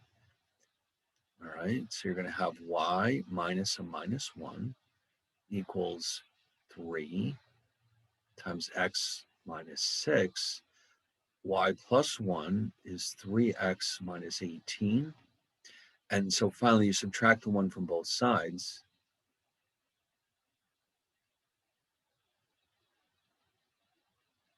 And that's our final result. Now, what if you're not sure if you did it correctly? I mean, clearly the slope is 3, but why don't we try this? Let's substitute this point into the equation and see what happens. All right, so y equals 3 times 6 minus 19. Yes. In other words, when I substitute x into this equation of 6, I should get y equals -1, and that's exactly what happened. So that way there's a double check available to us just in case we don't think we did it correctly. So again, whatever point you have, replace that x with 6, here in this case at least, and then make sure that y does in fact equal -1.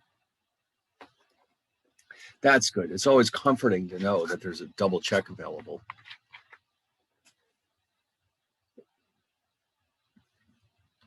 All right. It's like a safety net. You know that it'll prevent you from making mistakes. So yes, they're doing exactly what we did here, replacing, remember the point that we were given, m is 3, and the point is 6, -1, because x1 is 6, y1 is -1. And when you plug them in, you get down here. And then the next step is to rearrange this algebraically. And you'll end up with what we got, which is 3x minus 19. Okay. And we're done.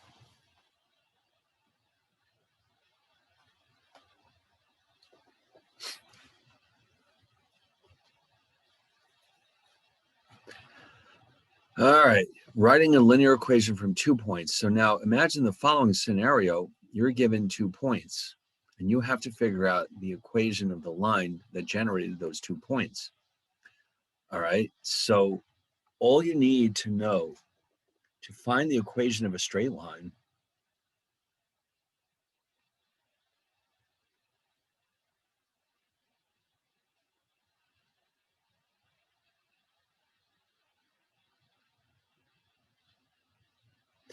we can do it with either a slope and 1 point, and that means using the point slope form, or 2 points. Either one of those will uniquely identify the equation of a straight line.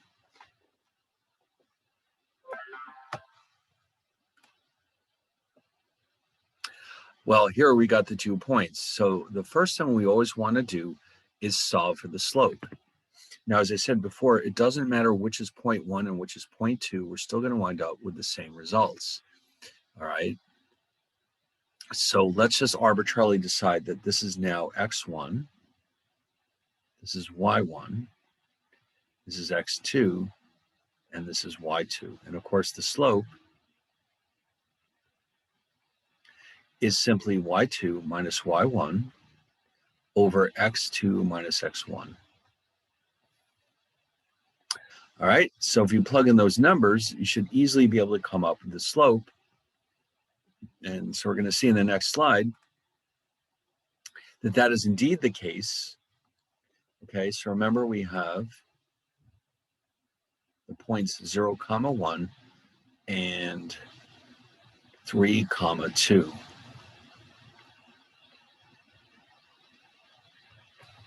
And so we end up with a slope of a third. Now, what do we do about the intercept? All right, well, here's what we can do. There's a couple of possibilities. We can plug this into our point slope form.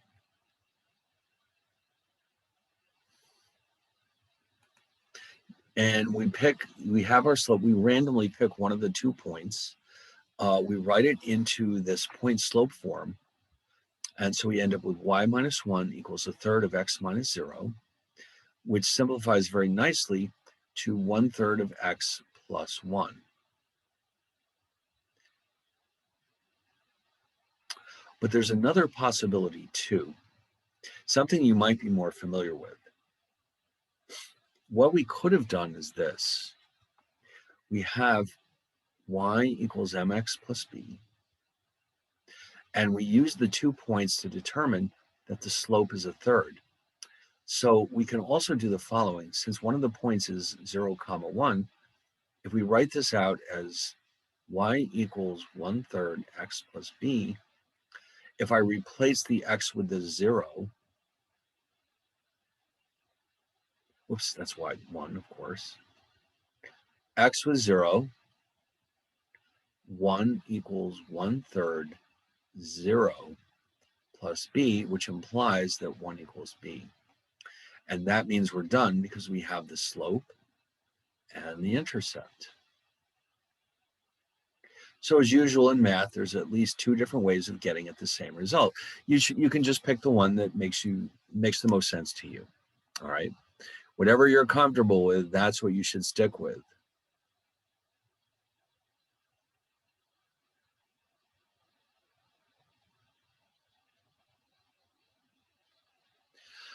All right, now what comes next? Oh, an application. Oh my God, yes, already a real world application. Now, this is something that you would have encountered if you'd ever taken a class in economics, especially microeconomics. If not, that's okay, we'll go over it right now. So what exactly is going on here? Imagine the following scenario. A company is producing a product, and these are the costs of production that they're facing. Fixed costs are $1,000 a month, and variable costs are $10 per unit sold. So what this is telling me is that whatever business I'm in, let's say that I'm renting out a building to run my business, and that costs me $1,000 a month. I have to pay that no matter how many units of my product I produce. But my product also requires $10 worth of raw materials to create. Whatever it is, I have to pay an additional $10 per unit in order to manufacture this product. So the costs that do not change when the output changes are called fixed costs, and the ones that do change are called variable costs. So if you can imagine that Y is the cost of producing my product, you can see this is a linear relationship. X represents the units produced. And you notice this works because Y is a function of X. The cost is a function of the output. So therefore, we can consolidate all this into a linear equation, which is 10X plus 1,000. So the intercept is the fixed costs, and the slope is the variable costs. And so in the real world, this is a fairly standard approach to doing this, calculating the cost of production, which enables us to figure out how much profit we'll make when we sell different quantities of the product, whatever it happens to be. So already we're seeing a very useful real world example.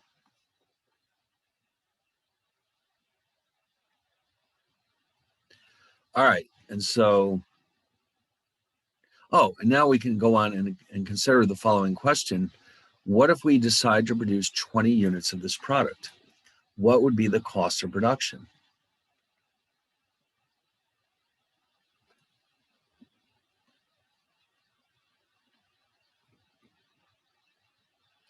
Oh, you know what? I just realized, you know what? There seems to be a problem here.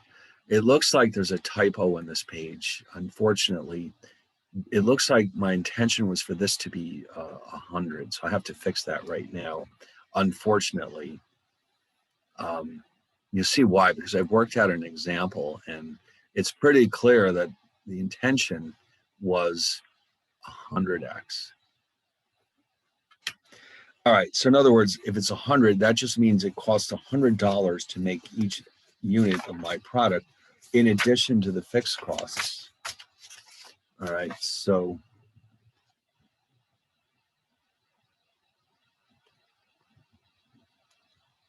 I'll fix that, don't worry. All right, so with that correction being made, let's see how much it would cost to produce 20 units of my product. What that means, remember, X has been defined as the number of units produced. And therefore, all we're going to do is replace the X with 20. Okay, so let's see how that works. Let's jump ahead a little. And so with this as our cost function, in order to produce 20 units, I'm going to plug in 20 for X, and this shows me that it costs $3,000 to produce 20 units of this good. Okay, so remember, this is the corrected variable cost, and this is the fixed cost. That never changes. And in fact, here's an interesting side note. If X equals 0, Y equals 100 times X, 0 rather, plus 1,000. So in other words, what this is telling me is that even if I don't make a single product, I still have to pay the fixed cost of $1,000. That's the rent. The landlord doesn't care if I'm making money or not. He's going to charge me $1,000 a month, no matter what I do. So therefore, we call it a fixed cost. But then the product itself has its own set of costs. Let's say this is some product I'm manufacturing that requires $100 worth of different metals to produce it. And so the more I sell, the more my variable costs will go up. And it's just a typical straight line. In fact, let's go to Symbolab and see what this thing looks like. It's not very complicated. Y equals 100x plus 1,000. Let's graph it, and you'll see that I initially start out, I have to pay $1,000.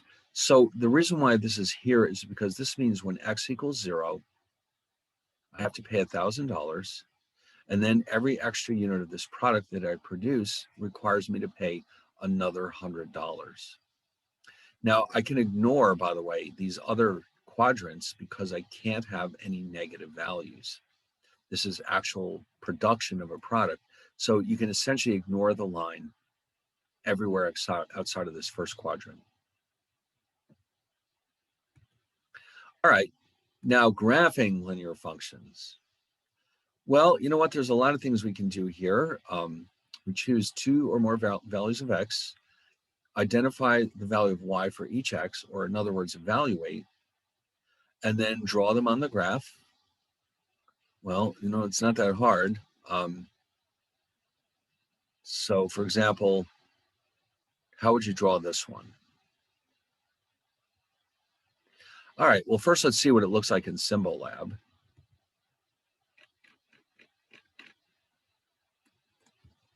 Y equals negative 2/3 x plus 5. Now, clearly, this is a downward sloping function because the slope is negative 2/3. And that's what it looks like. So you have this negative slope. The intercept is clearly 5. Okay, the y or vertical intercept is 5. So this is all the information you need. But if you want to be more precise, you can pick a handful of points on the line and draw them in, and that might help you draw it a little bit more accurately if you're doing this by hand. But this is what it's supposed to look like. Okay. So what if we pick x equals 0 and x equals 3? We'll just arbitrarily pick 2 points on the straight line. And so we're going to plug them into this formula. So f of 0 means you're replacing all the x's with a 0. So that's f of 0. And that's, by the way, just y. F of 3 is minus 2/3 times 3 plus 5.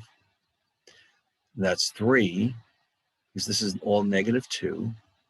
Plus 5 is 3. That's our y.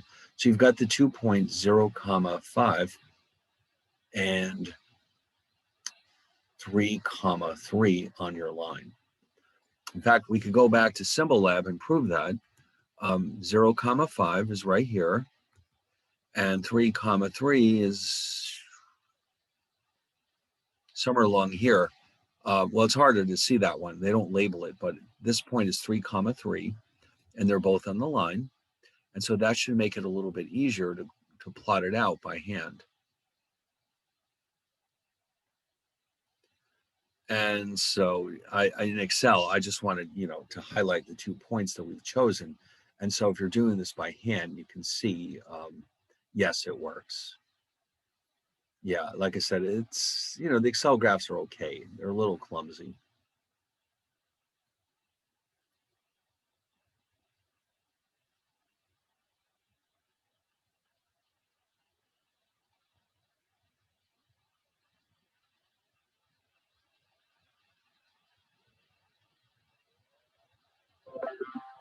Okay, now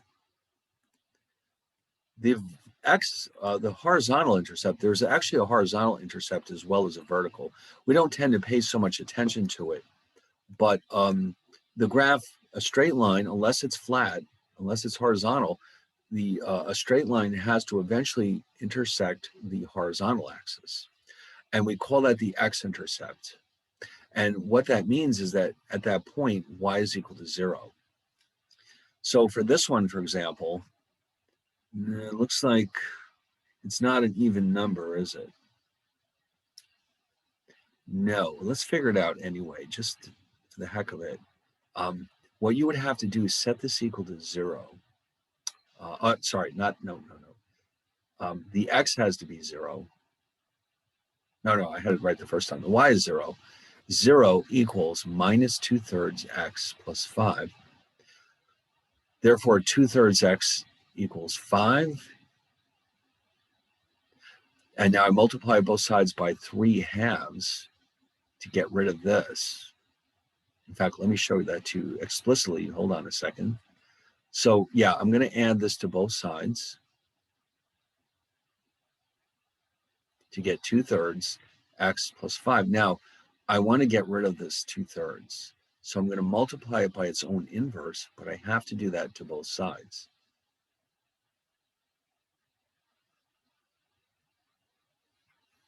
All right, here we go.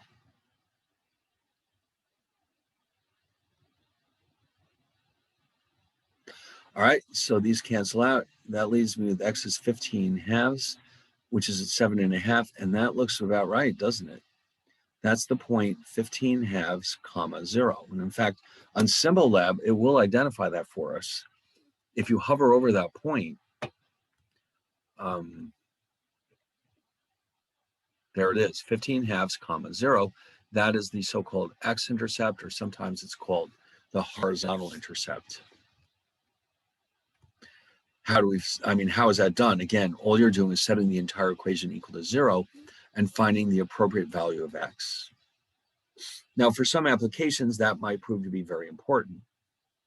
If this is, for example, a profit function, that would be what we would call a break-even point, because if you produce 15/2 unit of your product, then that means at that point your profit is 0, and we call that break-even. You never know when that might come in handy.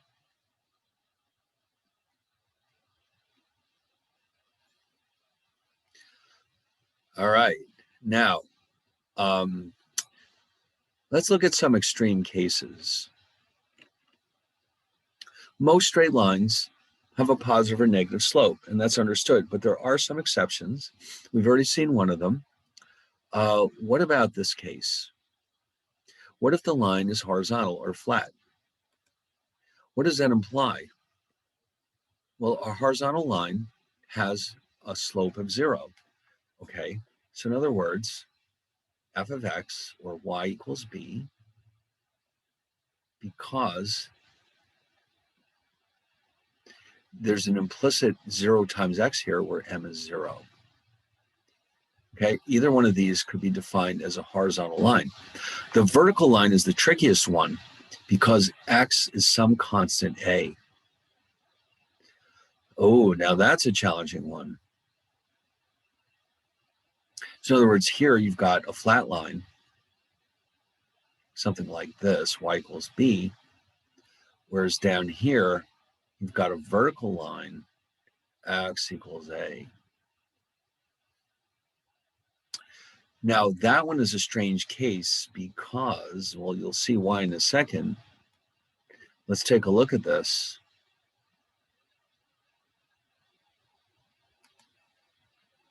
What if I have the function, oh, this is the horizontal one, y equals 3, fine. Okay, this is what it looks like. Oh, there you go. We've seen this before. It's simply a horizontal line, and you can see the slope, which is, of course, delta y over delta x. No matter what happens to x, y never changes. So therefore, this is just 0.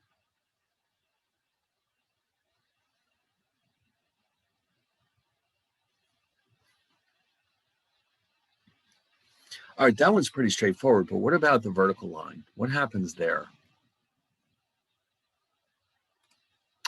X equals 5 is a vertical line. Ooh, look at this. It just goes straight up and down. Now, what does that mean? Well, there's no vertical intercept. It never touches the vertical axis. And not only that, but look at the slope. The slope is delta y over delta x. Well, guess what? Delta x is always 0.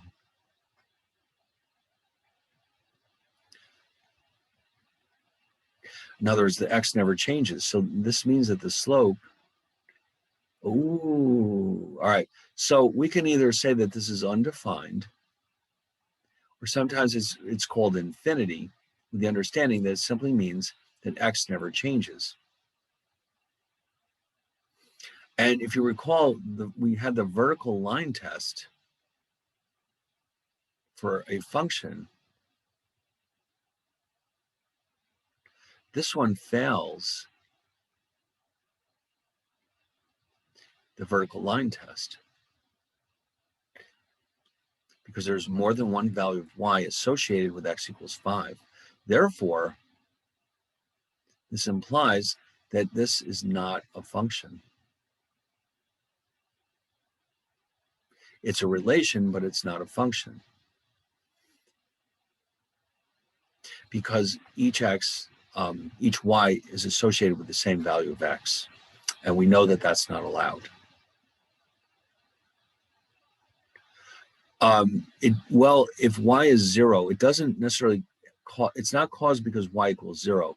It's caused because the slope is undefined because x never changes. Okay, so it's because x never changes that we have this situation. So if I put it over here somewhere, it would also be the same problem. X is a half, let's say. Or even if it's right on the axis, x equals 0, they're all still in the same boat. It's not a function, and the slope is undefined or equal to infinity.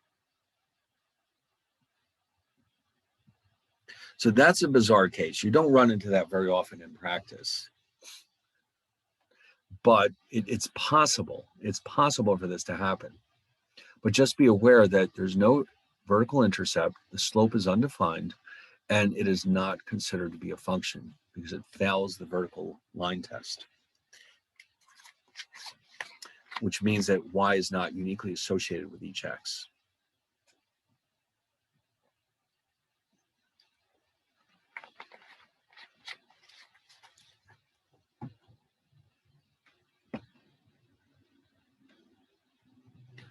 All right. Now, here's a fun case from the past. I'm sure this will come back to you very quickly. How do we determine if two linear functions or straight lines are parallel or perpendicular? Well, the rule is very simple. Two lines are parallel if they have the same slope, but a different intercept. Like, for example, y equals 3x plus 5 and y equals 3x plus 7. They're parallel because they both have the same slope. The intercepts are different. On the other hand, perpendicular, by the way, if you've forgotten what perpendicular means, it means that they meet at right angles. Like these two. There's a right angle. Remember that symbol for right angle, that little box? Any way you look at it, there's a 90-degree angle between the two lines. That can only happen if their product of their slopes is -1. So you would have 3x plus 5 is perpendicular to y equals, let's say, -1/3 x. And then the intercept could be anything. Let's say plus 10. This is what matters right here. The product of these two slopes is -1, and that's all we need to know, that these two lines are perpendicular.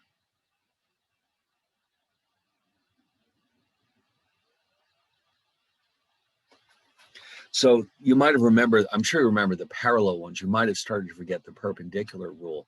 But again, it's all about if the slopes have a product of -1, then we're looking at two perpendicular lines, which again means that they meet at right angles. Okay, so, wow, that was a blast from the past, wasn't it?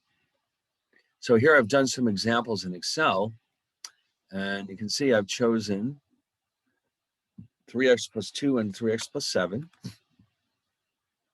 And again, it should be clear that these are the same slope, but different intercepts. They have to have different intercepts, otherwise it's just the same line. And so you can see that they're only different by a constant at every point on both lines. And here they go. So you can see the vertical distance between them is the 5, because that's the difference between their intercepts. So they're only separated by a constant of 5, which means that they're parallel.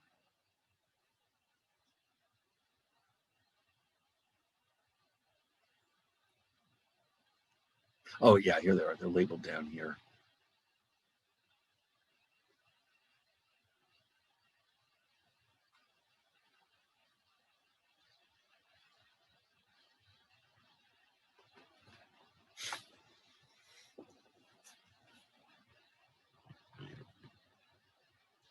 Very good. Now, what about perpendicular? Let's try these two. Now you can see I chose these two on purpose. Now, again, the intercepts are not really the relevant thing here. They have to be different, of course. It doesn't really matter what they are. I noticed that in the Excel graph, they don't look quite perpendicular. I don't know what happened, but remember, Excel graphs are not the best. But if you multiply 2 times -1/2, you'll get -1, which means that these are perpendicular.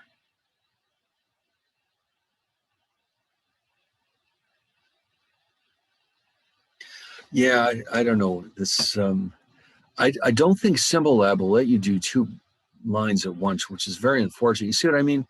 I don't know. To my eye, they don't look exactly perpendicular. But again, that's just because Excel's graphs are a little bit clunky. They're supposed to have right angles. Like this. Oh, really? I've heard of Desmos. I haven't used it in a while. Let's try that. That might be fun.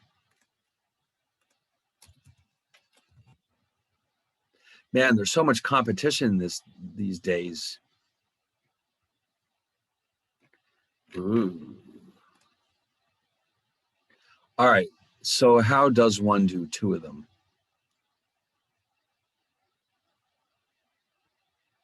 Do you see the plus button?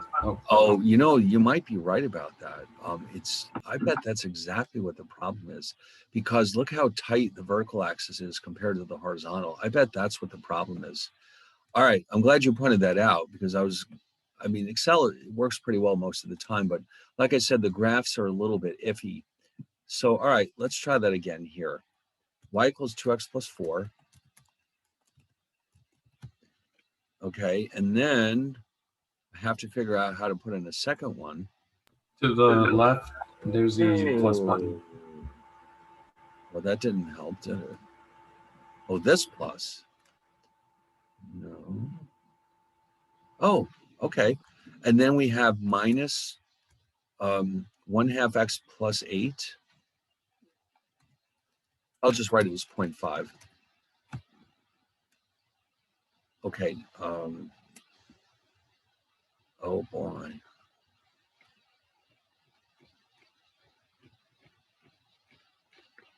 Oh no. It's disobeying me. I think you forgot to put the x in the second equation. Oh, no wonder. Okay, thank you. There you go. Yes, they are parallel. You can see, not parallel, what am I saying? Perpendicular. Where they cross, you can visualize it as a right angle. Okay. You know what? It's possible that Symbolab can do the same thing too. I just don't know it well enough. That's good to know. So at least we've got that to lean on. Desmos. And yes, somebody pointed out quite correctly, it's probably the scale that caused this. I guess I know there's a way to correct for that. I'll have to go back and check that out. But that's why it looks awkward, because it's technically right, but because the scales are different, they're not crossing correctly. So I will investigate that. I'll go back to the original graph and say, okay, Excel, let's fix this. There is a way to do that. Let's see, this is all right. So, but anyway, you get the idea. The difference between perpendicular and parallel. Now, the concept of perpendicular proves to be very important in other math classes, like there's a field called linear algebra, which if you're a math major, you'll have to take it sooner or later. And the concept of perpendicular proves to be incredibly important in that field, but not all fields, well, let's say there's not a lot of other fields that use it, but you never know when it might come in handy. Now, by the way, what if you just want to know, you've got 2 arbitrary straight lines. They're not parallel, so they must cross at exactly one point. The question is, where is that point? All right, so if you just pick any 2 straight lines, like here, for example, let's just make 2 of them up. Y equals 3x plus 7, and y equals minus 2x x plus 9. So it looks like they cross at 0, 9. Okay, so the question is, how did we get that? Oh, this is nice. All right, I might as well use that too, besides the examples that I have here.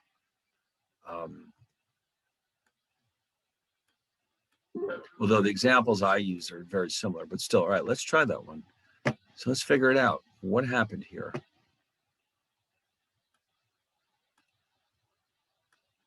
So I just randomly picked 3x plus 7. And minus 2x plus 9.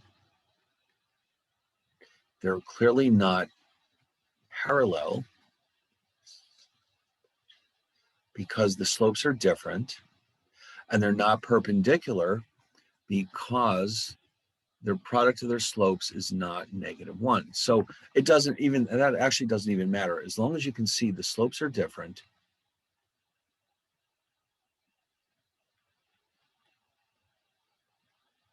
which implies they must cross at one point, and one point only. Otherwise, they're not straight lines. Where do we find those points? Why don't we try this? Set them equal to each other.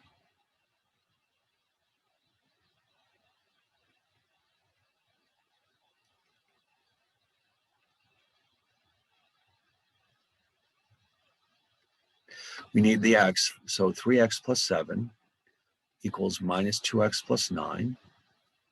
Add this to both sides, 5x. Subtract this from both sides, equals 2. Therefore, x equals 2/5.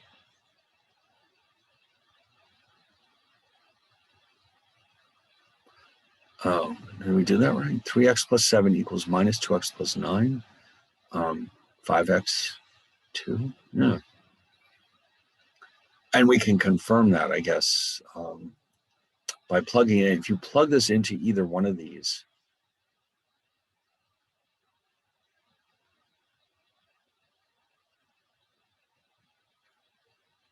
that's 6/5 plus 7. And if you convert these both to fifths, that's 41/5. Wow, that's not what it said on Desmos. Now we can confirm this by plugging in x equals 2/5 into the second equation. And it should give us the same y. Okay, so in other words, we know already that these are our equations.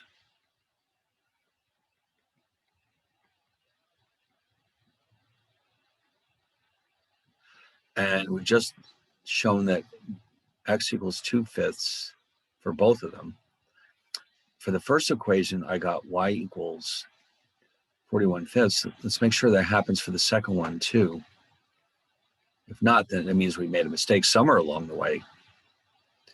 41/5 minus 2, 2/5 plus 9.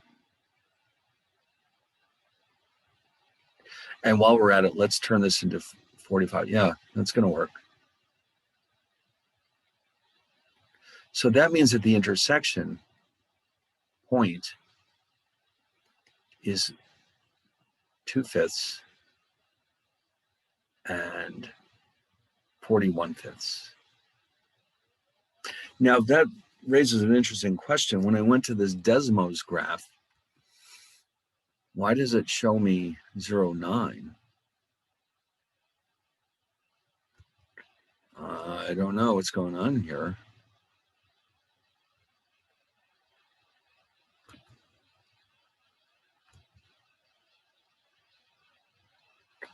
Huh. That's very strange. I wonder what it's capable of. Let me try this. If I write this, what will it do? Okay. You know what? Let me copy this back into Symbolab. I don't really know this package. I'm not sure what even Symbolab can do with this.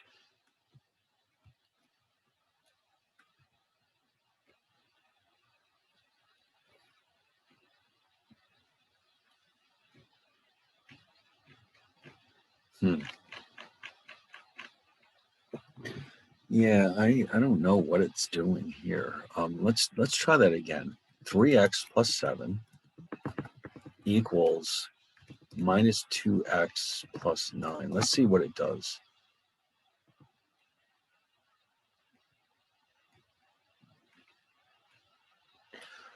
Okay, so it does agree with us that x is 2/5. That's good to know. And oh, it didn't find the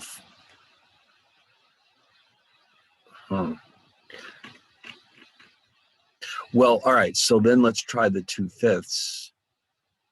I don't know if it's capable of doing this. Well, here's what we'll do. We'll take this equation and replace the x with 2/5.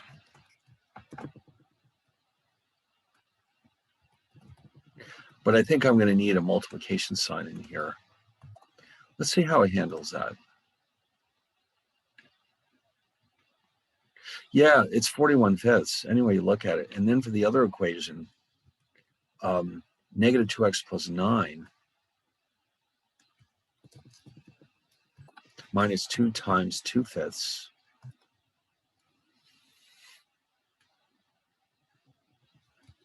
plus 9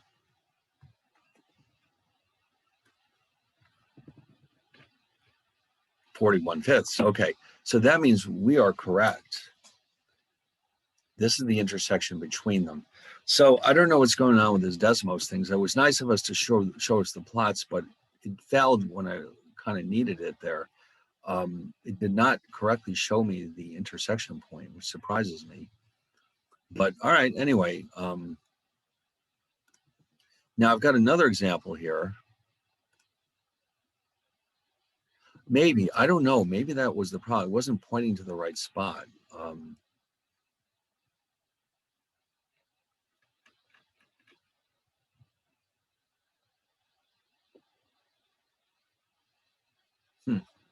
See, now oh, you know what? Maybe that was the problem because look, 2/5 is 0.4 and 41/5 is 8.2. So you know what? Wow, that was weird. Yeah, you know, maybe that was what the issue was. We were just too far away and it didn't understand what we wanted. I don't know.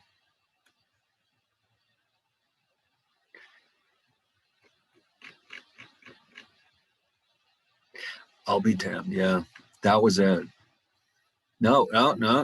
You see, no, what is this?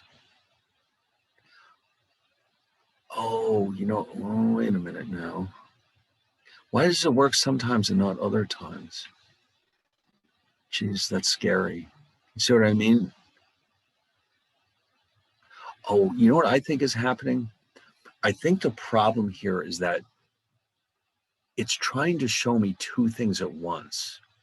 You can't tell, there's 2 points really sitting on top of each other. One of them is the vertical intercept of the red line, and the other is the actual point where they cross. You see what I mean?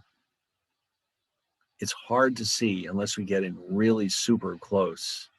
So in other words, it had 2 points that are practically next to each other. That's why it wasn't working.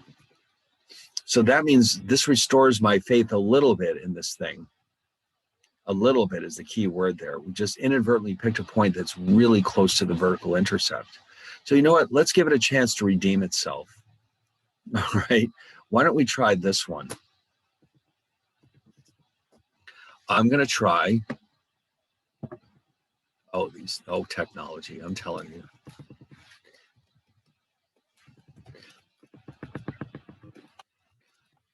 Negative 2x plus 8, 3x minus 9. Let's see if that helps. Yeah, this should be safe. All right, it says here, 3.4. I'm going to make a note of this. And 1.2. All right, so let's see what happens when we solve them properly. All right, now 17/5 is 3.4, so that one's done. And, oh yeah, all right, so that is correct. All right, you set them equal to each other. And you get this one. Oh, you see, but here, even here, there's a danger spot. It's really close to the horizontal intercept. So we just have to watch what we're doing, I guess. Okay, I forgive it. So anyway, you just have to, like I said, take all technology with a grain of salt. And then you can double check this.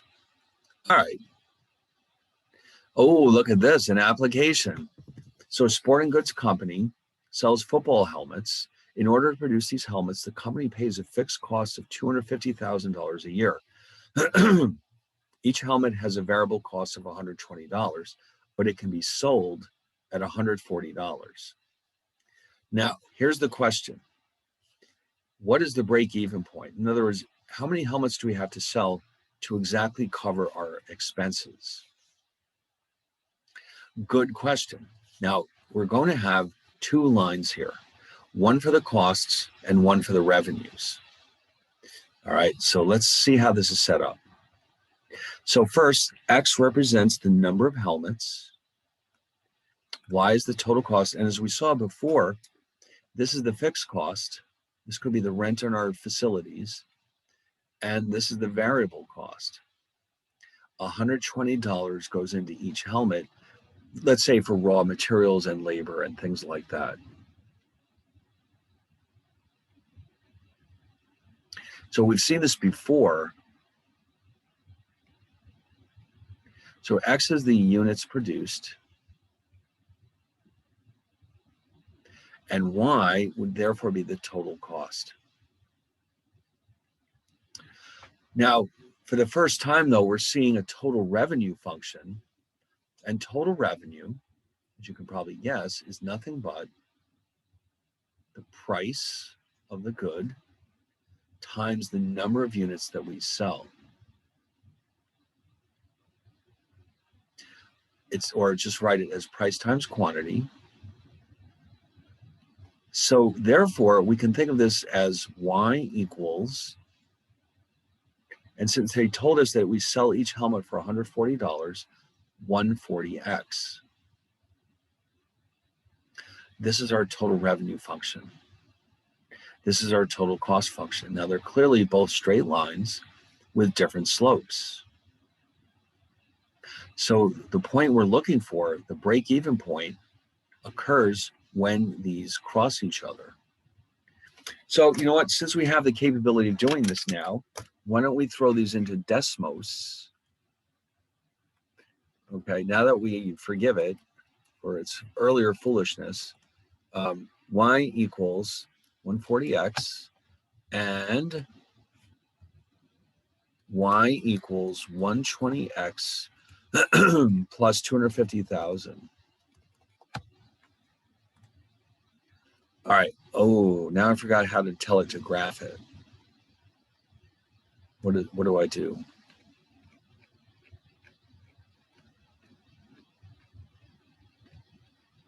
Oh, it seems to be not understanding me this time.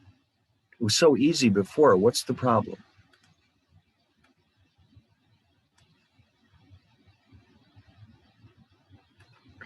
Oh boy.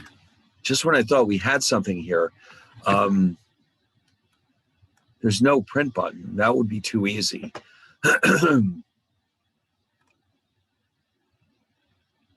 There's no menu. I don't know what that means.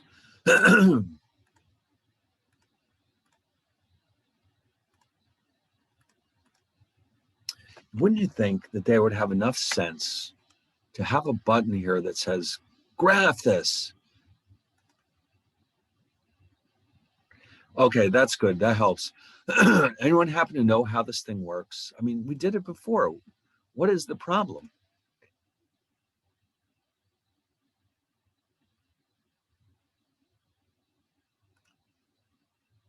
Jesus Christ. Everything I could possibly want except the graph. This is unbelievable. But it's not, I'm not surprised. I mean, you run into this all the time. It's gotten to the point where nobody believes in instructions anymore. There's little pictures and you're supposed to figure out what they mean. Well, does anyone have any idea what to do? Because I sure as hell don't. Well, I can change the language if I want. Oh my God. Well, I was hoping, no, that would have been too easy.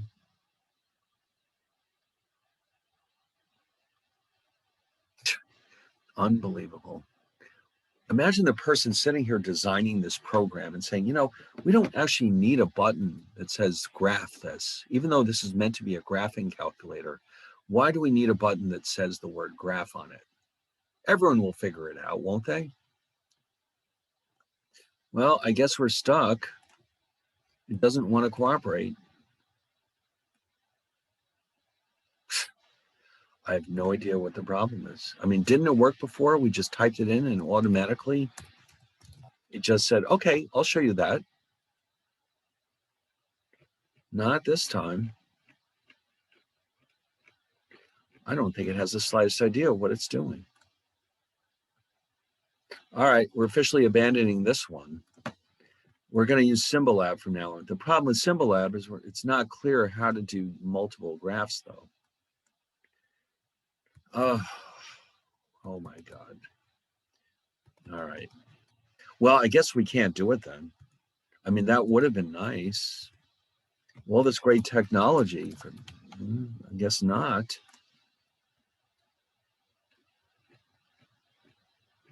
So there's I mean, this is the function that tells me my revenues.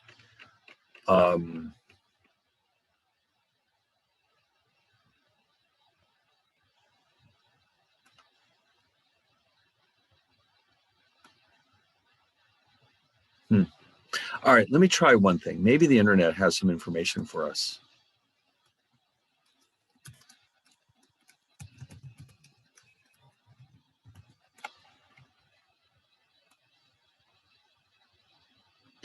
Oh, no. All it did was take me to Symbolab. What kind of instructions are those? Oh, look at this. It's giving me a hint. System of equations. Well, I don't see that here. Oh no, here it is.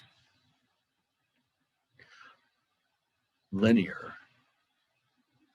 Okay, so let's try that again. Y equals 140x. And now what? No instructions, of course. Does anyone see any instructions here?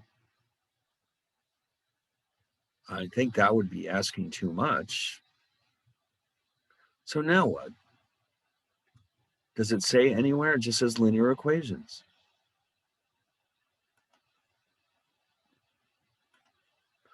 You know what? Maybe, let me try this. Let me just write another one and see how it reacts to that. 140 equals 120x plus 250,000. Oh, now it erased everything.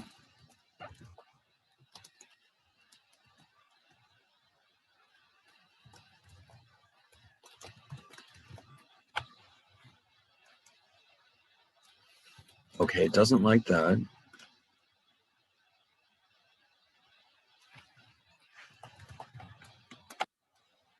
Okay, it's fine with that, but that's not exactly the point of linear equations, is it?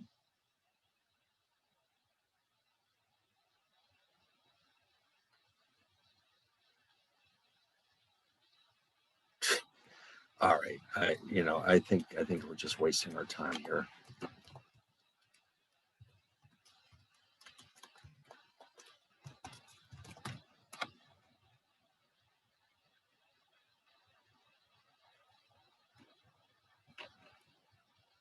Yeah, it's pretty well hopeless.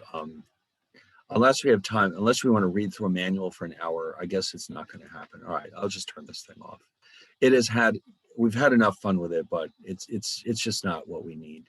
All right, anyway, so here's what we're going to do. We're going to set them equal to each other. We're going to solve for x, and you discover that x equals 12,500. Now, what does that mean? is that if you plug this into the total revenue equation, you'll get $1,750,000. If you plug that into the cost equation, you'll also get $1,750,000. Therefore, see, I did the graph in Excel. And again, it's very, very hard to see it. This is not a good graphing package, but right about here, I guess, when we produce 12,500 helmets, we break even at $175,000. The orange is the cost function, and the blue is the total revenues. And so because they're non-parallel lines, they have to cross at one point, and this is that point. This is the so-called break-even point. Now, if you look at the graph carefully, you'll see that as we keep producing more output, the costs are rising more slowly than the revenues. And so that means what we would like to do is make more helmets. There's no point in stopping here. If we keep making more helmets, our profits will keep going up. Okay, so in other words, to the extent that our factory is capable of making these helmets, we should just keep going and making more and more helmets.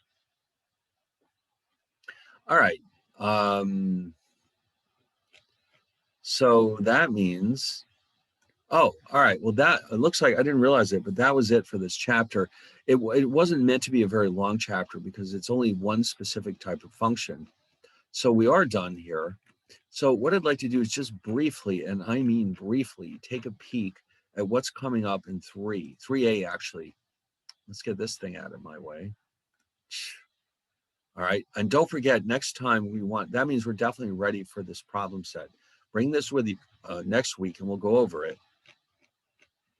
But in the meantime, let's get sort of like a coming attraction for what's coming up in chapter 3. All right, so hold on one second. Let's go open that baby up. And like I said before, you can see that the title is Polynomial and Rational Functions. Now here, we're going to start in an interesting area. We're actually going to introduce our old friend, the imaginary numbers, which, as you recall, is simply square roots of negative numbers. Now, the real numbers are basically all the rest. All the numbers that we know are real numbers. This is a separate category. They do not belong to the real numbers. And I mean, of course, they don't exist in the real world, but they are very useful for certain types of applications like engineering. And so when you run into these, they're known as imaginary numbers. And so I is the symbol that we'll use from now on to represent the square root of -1. Now, if you take the even root of any negative number, it will prove to be imaginary. So in other words, the fourth root of a negative number is imaginary, but not the fifth root or the third root. In other words, the odd roots, you can actually take the 1/3 root or the cube root, as it turns out, of -2. In fact, I'm going to do that on my calculator right now just to prove it. And that turned out to be approximately -1.26. This one is imaginary. Okay, this one is not. Okay, so this is an odd root, meaning this is the 1/3. This is -2 raised to the 1/3 power. This is actually the same thing as -2 raised to the 1/4 power. So when we have an even number here in the denominator, this is said to be an even root. Over here, this is said to be an odd root. All right, so be aware that these are imaginary numbers. They don't exist in the real number system. But again, they do show up in certain applications, so we need to be comfortable with them. And then you can extend this a little further. If you've got an expression which consists of an imaginary number plus a real number, the result is referred to now as a complex number. Okay, so complex simply means a combination of an imaginary number with a real number.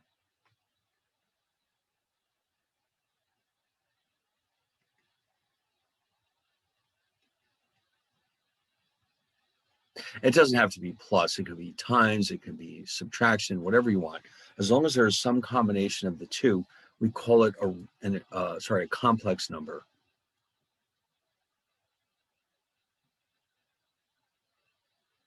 Now, I'm sure you've seen this before, but we want to remind ourselves how this works. And in general, we'll write it as a plus bi, okay? Where it's understood that a and b are real numbers, and I is simply the square root of -1. Which reminds me, I may have mentioned this to you before. I think I did actually. There's a math T-shirt you can buy on the internet. Did I ever mention this with you? There's this math T-shirt you can buy, and this is what it says. All right, well, you have to imagine that this shirt is big enough, and it's a conversation between Pi and I. And Pi says to I, "Get real." And I says back to Pi, "Be rational." And this shirt is available on the internet. You can buy it and wear it around the campus and let everybody know that you're a math person if you feel so inclined. And they come in different colors and sizes and shapes and all. But yes, that's a very popular one with the math crowd. But you get the idea. I mean, I is not real, it's imaginary, and Pi is irrational. And so when we combine these, we end up with what's called a complex number. Now, here's an interesting set of results. What happens if we apply exponents to I? The results might surprise you. Very much so. So if I is radical negative I, oh, the exam, oh no, at least, God, maybe 3 weeks from now. No, we're not ready for the first exam. It's going to be a while, believe me. I would say realistically, minimum 3 more weeks, because we want to at least get through chapters 1 and 2, which we have. Well, no, you're right. I mean, we have done 1 and 2, but I want to get more practicing done. And yeah, that's true. Well, no, the homeworks, there aren't really any homeworks as such. It's really just the practice problems. They're just for your own benefit. Yeah, there's nothing that you're going to hand in. We're just going to have 3 exams, and that's going to be it. Well, just the 3 exams. It's in the syllabus. Yes. So don't worry. It's not like I'm suddenly saving a shock for you. It's not like suddenly next week I'm going to show up and say, well, here's your exam. No, it's not going to work like that. We have to go through a bunch of new problem sets. And then we're actually going to have what I call a sample midterm, which is a review of everything we've done up to that point. Then and only then will I give you the midterm. And even then, I'll give you plenty of time to finish it. So don't panic. There's no rush. We got plenty of time. And there will be no surprises. You'll always have plenty of advance notice before anything like this happens. All right, anyway, having said all that, if I equals the square root of -1, it stands to reason that I squared is -1. Yes, it is. So I squared is suddenly a real number. How do you like that? And then if I multiply it again, it just becomes -I. How do you like that? And then if I multiply it again, look what I get. I to the 4th is I squared, which is square root of -1 squared, which is 1. Interesting. So it's rotating back and forth. Now, if I go to I to the 5th, you'll see that I to the 5th is just I times I to the 4th, which means I times 1, which is just I. Okay, so you can see, actually, I probably should put these together in one chart. See what I can do real fast.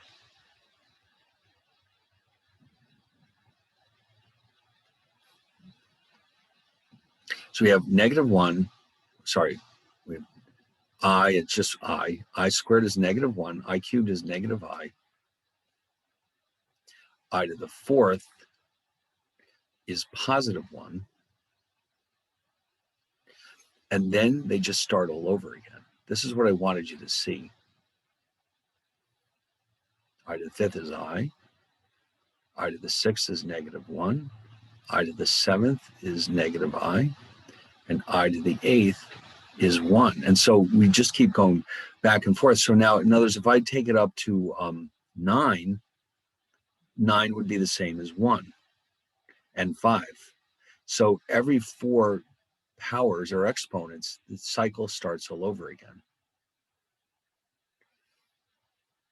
Now, this is one thing you can't do in your calculator. Unless you have an incredibly advanced calculator, it's not going to be able to handle any of this.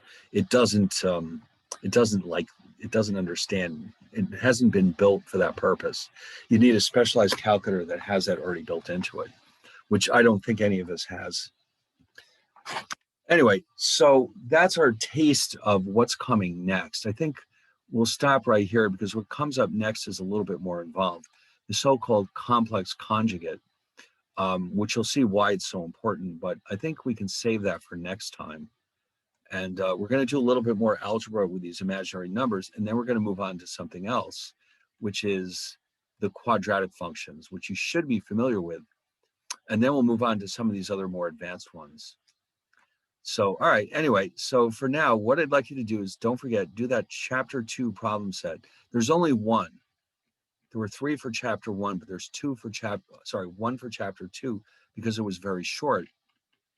So try that one for next week, and then we'll go over that and we'll dive back into 3. And then at some point, then we'll start talking about a test, all right? We'll have more problem sets. We'll have a review for the first midterm, and then we'll actually do it. But of course, you'll be doing it at home anyway, okay? It's not like, in normal times when you do it in the classroom, you'll be doing it at home. So I guarantee you'll have plenty of time to finish it. All right, so in the meantime, I guess we're done. So I'll see you all next Wednesday. All right, bye. Thank you. See you later. Thank you for your Yeah. time, Professor. Thank Okay. you. All right, bye. You're welcome.